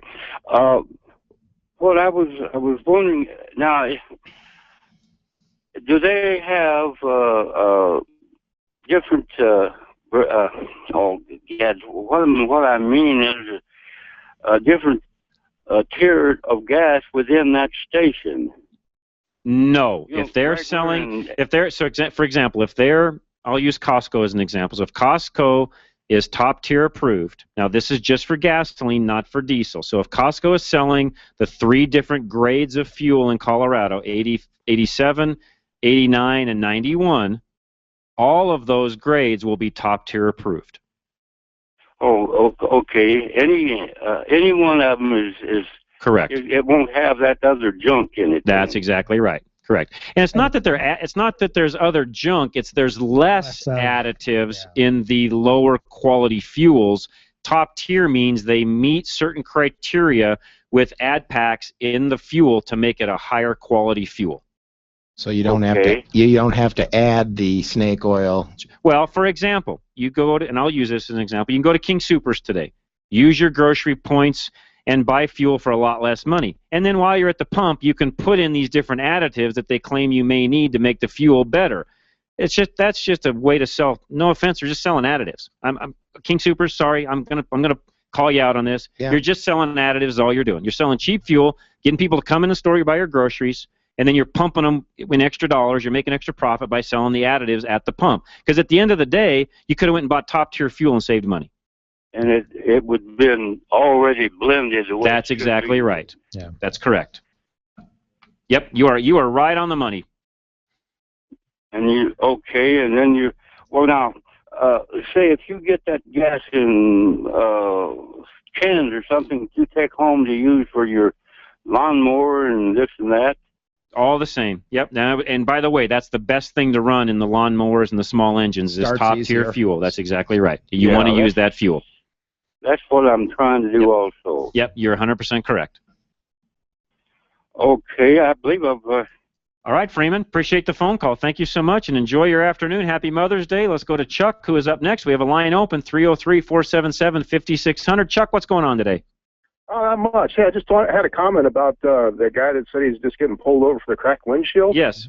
In a lot of cases, what that is a probable cause stop, and you've got a cop that's going on a fishing expedition to see if he can find something else in the car. Could very well be the case also. Yeah. You see it on cops all the time where it's a minor traffic violation, all of a sudden it's a felony drug arrest. Well, that's why you don't. That's why you have a 14th Amendment and a fourth. So I'm just saying that's why they do that. But any cop can do a safety inspection on your car, and they'll write you a ticket for unsafe vehicle in a heartbeat. You are 100% correct, and that's why. I see them running around all the time that don't really pass a safety inspection. And now, if it's blocking your view, he's got a legitimate. Yeah. Of course he does. Yeah. Sure. If it's a crack over on the passenger side that's just kind of running down, and you're wondering why is he stopping me? Well, there might be another reason he's stopping you, and you probably ought to be paying attention. So yeah, exactly. You're 100% I correct. got one question about fuel. While Yes, go right ahead, Chuck. You're fine. There's a Shell station next to the King Soopers where I go to that I can use my discount card. Now that means you're getting the best of both worlds. That's right. Okay, so that is top tier. Okay. Yeah, no, that in that case, and that, by the way, that's a great topic. I forget about those because there are some grocery stores that are partnering, if you would, with another provider locally where you can still get the discounts. The ones I'm talking about that I hate are the actual, I'll say it, the actual King Soopers. Kroger is that's the nationwide brand. Right. Their fuel stations typically do not have, they don't have top tier fuel. They'd be rated for that, so they're not top tier. And you can add the ad packs at the pump for an extra cost. Okay. And those are the ones to avoid. Yeah. How does that work coming out of the refinery? I mean, most of them are pulling their fuel out of the place over here in Commerce City, aren't they? It's a great question. In most cases, yes, but the actual reseller, so Shell, for example, in this particular case, Shell gets the load. They then add their particular ad packs that meet top-tier standards to the fuel before it goes into the tank. Just like motor oil. At the operator, exactly. Motor oil is done the same exact way. Huh. Well, how is that different than what King Soopers is doing? Because the ad packs that you're getting from Shell meet top-tier specifications. I don't know what ad pack specifications King Soopers selling you. I have no clue. Okay. Yeah. Okay. Because they're just not. Now I follow you. Okay. Yeah. Not added to the fuel. Because it's not controlled. There's no, top tier. As I read earlier and kind of read you everything that they're trying to do, and that was put together by a consortium of the higher-end automakers to actually come up with fuel that would make their engines perform and last longer. Right. Okay. Got it? Okay, good enough. Great questions, Chuck. Appreciate it very much. And by the way, anybody else along those lines that wants to ask, fuel typically generates lots of questions. We're here to answer them. We got 20 minutes left of the show. Give us a call. We'll get you right on air, 303-477-5600. And if you don't agree with me on the safety inspection program and what we think about it, tell me. Yeah, I'm game. I thought they'd get more comments, but I did want to say something about King Soopers bagels. They got really good bagels. Yeah, and by the way, just everybody knows. Right, we're not. I'm not knocking. It's King the fuel. Soopers. It's the fuel. I'm not knocking King Soopers as a grocery store. We shop there quite often, my wife and I do. Will I go out and buy their fuel at the island? No, I'm not buying the fuel. And again, it's not to knock them. They're trying to make money, and they are. I mean, I guarantee you when they sell those ad packs, they're making money. They may not be making much money on the fuel, but they're making money when they sell the ad packs. Why not just buy it already blended? It's actually cheaper. Thank you. And I know they've got it there for convenience, and I get all of that. And again, I'm not bad-mouthing the convenience stores that sell fuel. I mean, they're there, and evidently they sell enough fuel, and you people buy enough out there, or they wouldn't still exist. Well, they're filling a need. And would you guys, not to plug for a competitor in a way, but would you guys need the BG stuff if people ran top tier? Not necessarily, no. I mean, not all the time. Maybe in some cases, but do you see a lot of carbon vehicles because certain vehicles are more prone for carbon buildup than others, and yes, I think in those particular cases, if you could convince the customer to use a higher quality fuel, they would not have as much problem. Less issues, So, I mean, not every case I could make a case for that. I mean, short trip driving, stuff like that, you're still going to have carbon buildup, but if you're using the good stuff, you are 100% correct. You're right. Yep. Yeah, some cars are just more prone to that carbon buildup in the combustion chamber. Okay, we're close. I want to finish up because we got some calls coming in. One, again, line open, 303-477-5600. We talked about what can get you stopped. We talked about the equipment violations that led us into the safety inspections. Number 5 is following too closely or an improper lane change. That's called drafting the last time I did that. So typically they look at that as being hazardous, but I also know from certain policemen that I know very well that that's also an indication that you've been drinking. Oh, okay. Yeah. And so that's typically a sign. Your challenge of depth distance, perception is off. Oh, okay. Yeah. So they typically look at that and say, wait a minute, red flag, somebody's been drinking, we're going to yank you over. Yeah, so exactly. If you're following too closely and get pulled over, don't be surprised if they're not looking more closely at your eyes and kind of smelling your breath to figure out potentially what's going on. So just know that because that's how that works. Perception. All right, Lily is next. Lily, welcome. What's going on today? Actually, you were talking about the pure gasoline. Yes. I would like to know what you think about the Sinclair. Personally, I don't mind the Sinclair gas, but what I can tell you for positive is they are not top tier rated. Okay, thank you. So is that a good enough answer for you? It's okay answer. Okay. I wish I could be more specific. It's not us. It's not us. I'd love to be saying more that. specific, but again, and this is not me saying it, it's just the facts. If a station and their manufacturer that's supplying fuel to them, so in this case Sinclair, if it's not top tier rated, it's not top tier rated fuel, period. As much as we may or may not like the brand, the fact is the fuel coming out of the pump is not top tier. I like the Dinosaur myself, so yeah, I'm pretty okay. And I know they've got refineries in Wyoming, and they're a great, they're a great company and all of that. And I'm not bad mouthing. It's bad fuel. It's just the fact that they're not top tier. Okay, thank you. You're very welcome, Lily. Thanks for calling. And we get that from time to time. And Sinclair is well known in our area, especially because of the refinery that's in Rawlings. Am I saying that right? Yeah. Wyoming, I believe it is, in Rawlings. So well, it's in Sinclair, right outside Rawlings. Right. So they've got a big presence. And again, I'm not knocking that, but they are not top tier rated. Does that mean it's bad fuel? I don't know, because it's not top tier rated. All I can tell you is to be top tier, to meet those standards. You've got to meet those standards. That's 100% correct. It seems like any gas you get, the cars will run on. Oh. Well, I mean, that's in most cases, I would think 40 or 50,000 down the road, and if you could tear those up, theoretically tear. I'll tell you right now, Dorsey's had a few cars come in lately with fuel in it that they wouldn't run. So no, not all gas is equal and will run. So you mean like one of those little? I'm not going to say. Yes. Okay. I'll let Dorsey handle that one. Who knows? All right, let's talk to Danny, who's up next. Line open 303-477-5600. Danny, welcome. What's going on today? Thanks, John. A quick question about a 91 Subaru with the ABS light. Sure. That comes on. I can tell you how it came on, and yeah, go ahead. That's fine. We've got time. Go ahead.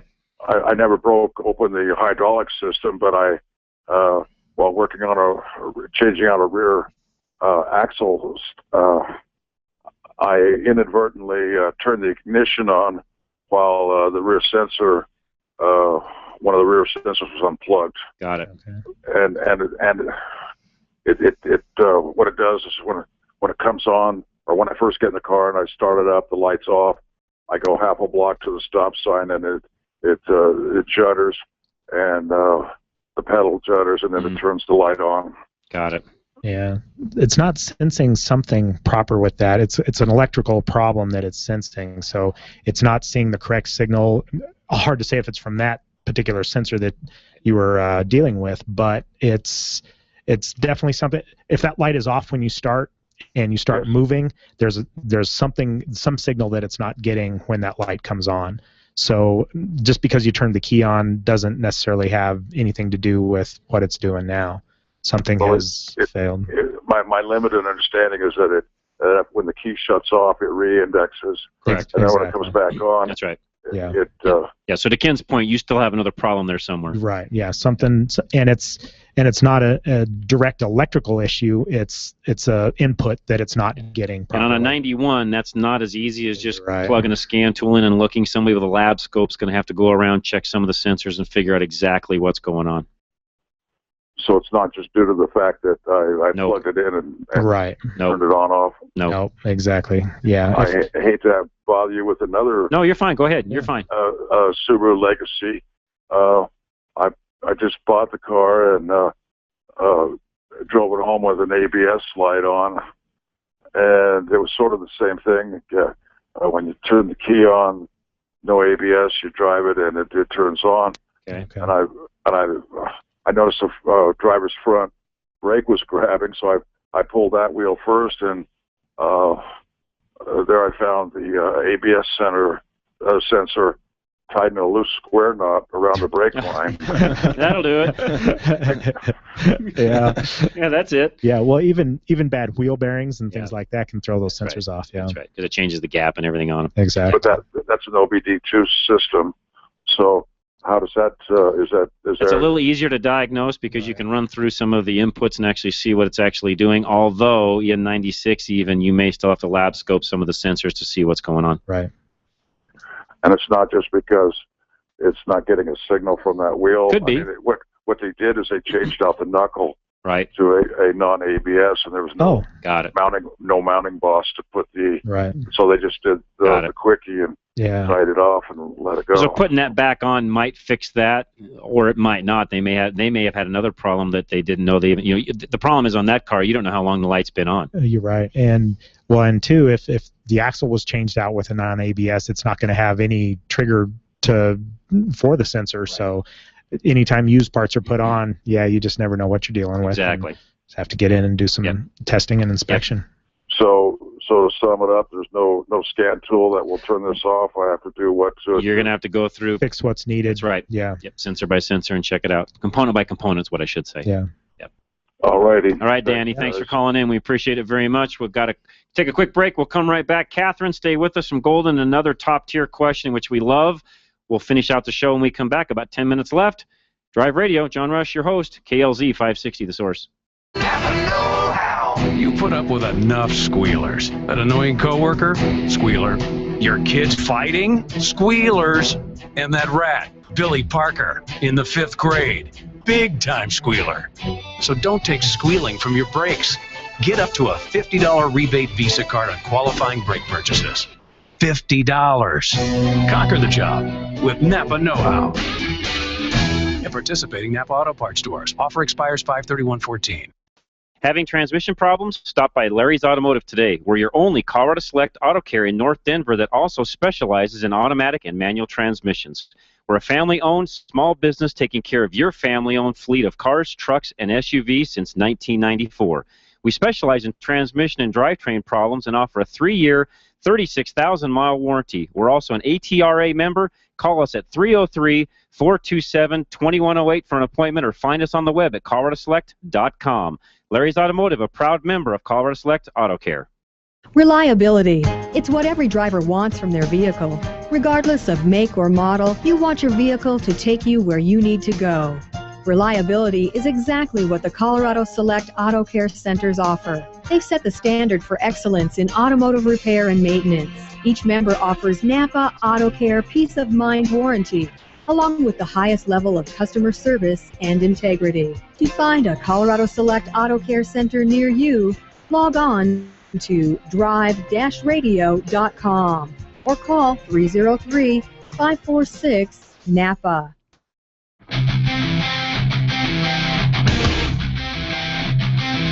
Tuning in, Drive Radio. I've been your host, John Rush, and we've got about another, not even 10 minutes left. So call us. We'll get you on as quickly as we can, 303-477-5600. Catherine is up next. And Golden, Catherine, welcome. How are you today? Oh, I'm great. Thank you very much. Thank you for calling us. My question is, at Conoco, are all of their grades rated top tier or only the premium? Nope, they all are. So even their 87 octane, which is the lowest grade they've got, or it's 85. 85, sorry, in our elevation it's 85. 91. 85, 87, 91. So yeah, any three of those is rated top tier. Okay, well, I'm the original owner of a 96 Mercury Cougar. Okay. And so I always put in the mid-grade. Good for you.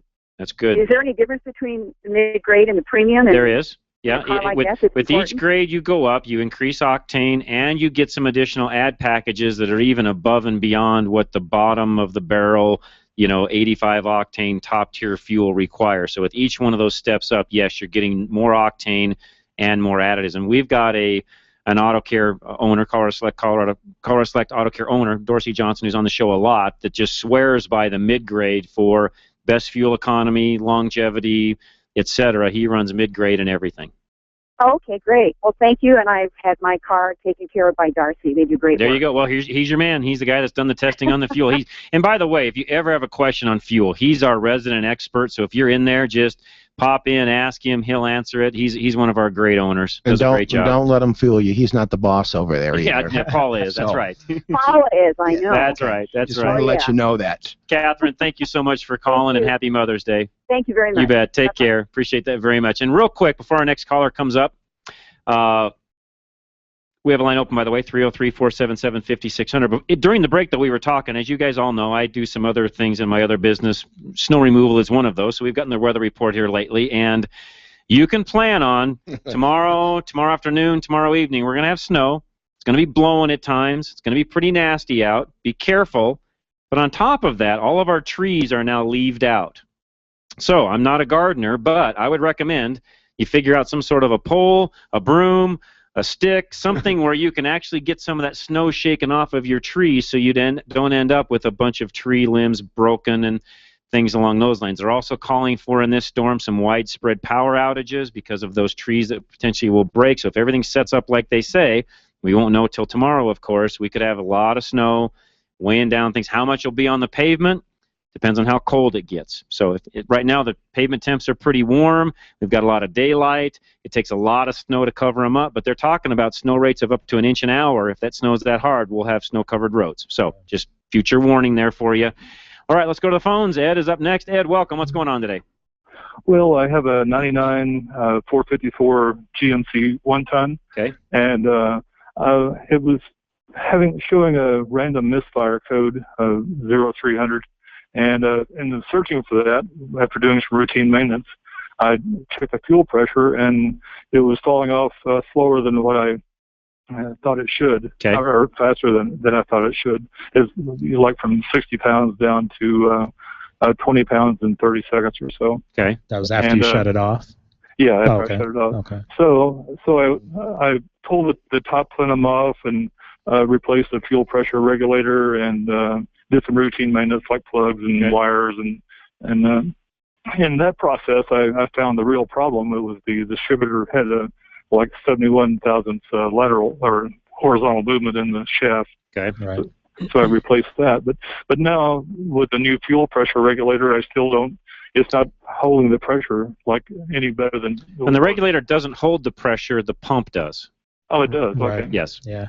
And unless there's a starting issue or something like that, I probably wouldn't be I wouldn't be concerned. Is it running okay now? Well, no, I have the top plenum off. I see. So you haven't gone back together to see. Right. Yeah. So I would still, at this point, your other, if it is a fuel pump issue, it's going to be in the tank anyway. So at this point, I'd put it all back together and see how it runs. Yeah. Yeah. I couldn't see any of the injectors dripping fuel or anything when I pressurized it. So good. You should be good then. Okay. Yep. Good stuff. All right, Ed. Thanks for calling in. We appreciate it very much. Let's go to Steve, who is next. Steve, welcome. What's going on today? Hi there. Hey, I was looking for a Suburban, and then I was actually stopped at a dealer today, and they had a 2007 that had a 5.3, which was a Yukon XL. Yep, that's fine. It's still a Suburban. Did they put 5? I always thought they had 6.0s in the Yukon XL. No, they didn't. The 6.0s are only in the Denali's. Yeah. Okay. And some of the Escalades, I think, have 6s or 6.2s even. Escalades, I think they were the bigger motors. So, but the regular standard Yukon or standard Suburban is going to have a 5.3. Yep. Okay, even the older ones like the 2002s, 4s. They started doing 5.3s, and I believe 2000 was the first year, so that's going to be a 5.3. Yeah, and good engine, work fine. Yeah, just depending on what you're doing with them. Yeah, they work great. Yeah, that's a great vehicle, by the way. Yeah, run kids to and from. Yeah, they're great. That's a great vehicle to own. Go buy one. Yeah, they're fantastic. 5.3 would be just fine. Yep. Good mileage. They work great. 6.0 has a little bit more power, but worse mileage. Yeah, exactly. The 5.3 does the best on fuel economy. Yeah. All right, great. Okay. Thank you very much. You betcha, Steve. Thanks so much for calling in. Let's go one last caller. Leslie is up next. Leslie, welcome. Hey, John. Hey, how you doing? Fine, thank you. I've listened to the show for several years, and I thought at a previous discussion of top-tier gasoline, I thought I heard you say that although Diamond Shamrock is not a top-tier fuel, the premium blend actually meets the top-tier standards. Did I hear that wrong? It wasn't me that said that, because I have no clue, and I'll tell you, well, even in my maybe it was Donnie. Yeah, in my past, I would have no way of verifying that, and we'd have to get somebody from Diamond Shamrock to actually, show us the specs, etc., to prove that. And I don't know how I would even determine that, to be honest with you. Okay, I thought it was you. It could have been Donnie, but I know I heard somebody say that even although Diamond Shamrock was not top tier, the premium blend. And that, if anybody, it was probably Dorsey more than it was anybody else, because he studies fuel more than anybody in our entire group does. My gut feeling is that's probably something Dorsey's done more research on. I tell you what, I can find out and get back to you. I mean, I can give you that answer even next week. I'll make a note on my pad here, and I can find that out next week and let you know. Oh, that'd be great. Yeah, because I've been using the Diamond Shamrock Premium because I thought it was top tier because it's a convenient station. So right, sure. Yeah, so you'll answer that. Yeah, I will. I'll find out. I'll do some research and I'll do what I can, Leslie. I appreciate that. That's great. Thank you very much. Not a problem. Thank you very much. Thanks for the phone call. And guys, we're running up against the end of the show. Got about a minute or so left to give all our thank yous. So Appreciate you coming down, guys. Oh, yes. Alan Stefan from Napa. He does a great job for us. And by the way, Alan is at our disposal at any given time. So if you ever have a question on something that is related to what he does, so HVAC, you know, the cooling system side of the fence, any of that, timing, the belts, the rubber, anything, I can always get a hold of Alan, typically within a few hours, and get an answer back for you if you need something. So my computer's down. I don't answer junk that's all email. right. Typically, he gets right back to me. So now, maybe next time we have some AC questions, because it's snowing tomorrow. Yeah, we'll get into it. I was going to do that today, but we had enough other stuff. So we'll push that off to another time. But Ken Rackley, TuneTech, thanks for coming in. Appreciate it. Always good to be here. Ken is out in Aurora, Colfax and I-225, basically, just a little bit east. Yep. And Ken's a great guy. We send a lot of business to him, but if you need something, stop by, see him. He has a great crew, does a great job, one of our long-term Colorado Select members, and just a staple for us out in the Aurora area. So if you're on the east side of town at all, east of downtown, you know, west of 225 even, he's not that far away. Stop in and see him. And by the way, Memorial Day is coming up. Get in to see him now.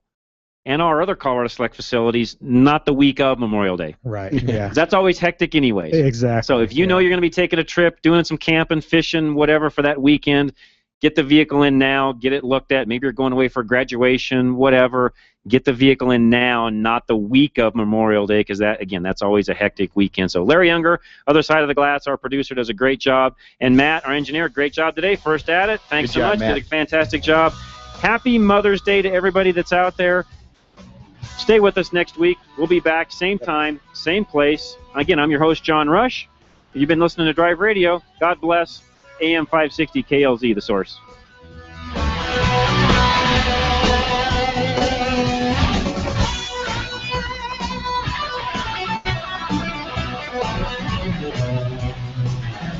Drive Radio is a presentation of Colorado Select Auto Care Centers. The independently owned and operated shops of Colorado Select hold each other accountable for the highest standards of technical expertise, honesty, and professionalism. They all understand that choosing a mechanic is risky business, so Colorado Select was created by this exclusive group of like-minded professionals who are dedicated to raising the level of consumer confidence in Colorado's auto repair industry. Schedule your next oil change at any of the Colorado Select Auto Care Centers heard on Drive Radio, and you'll immediately see the difference.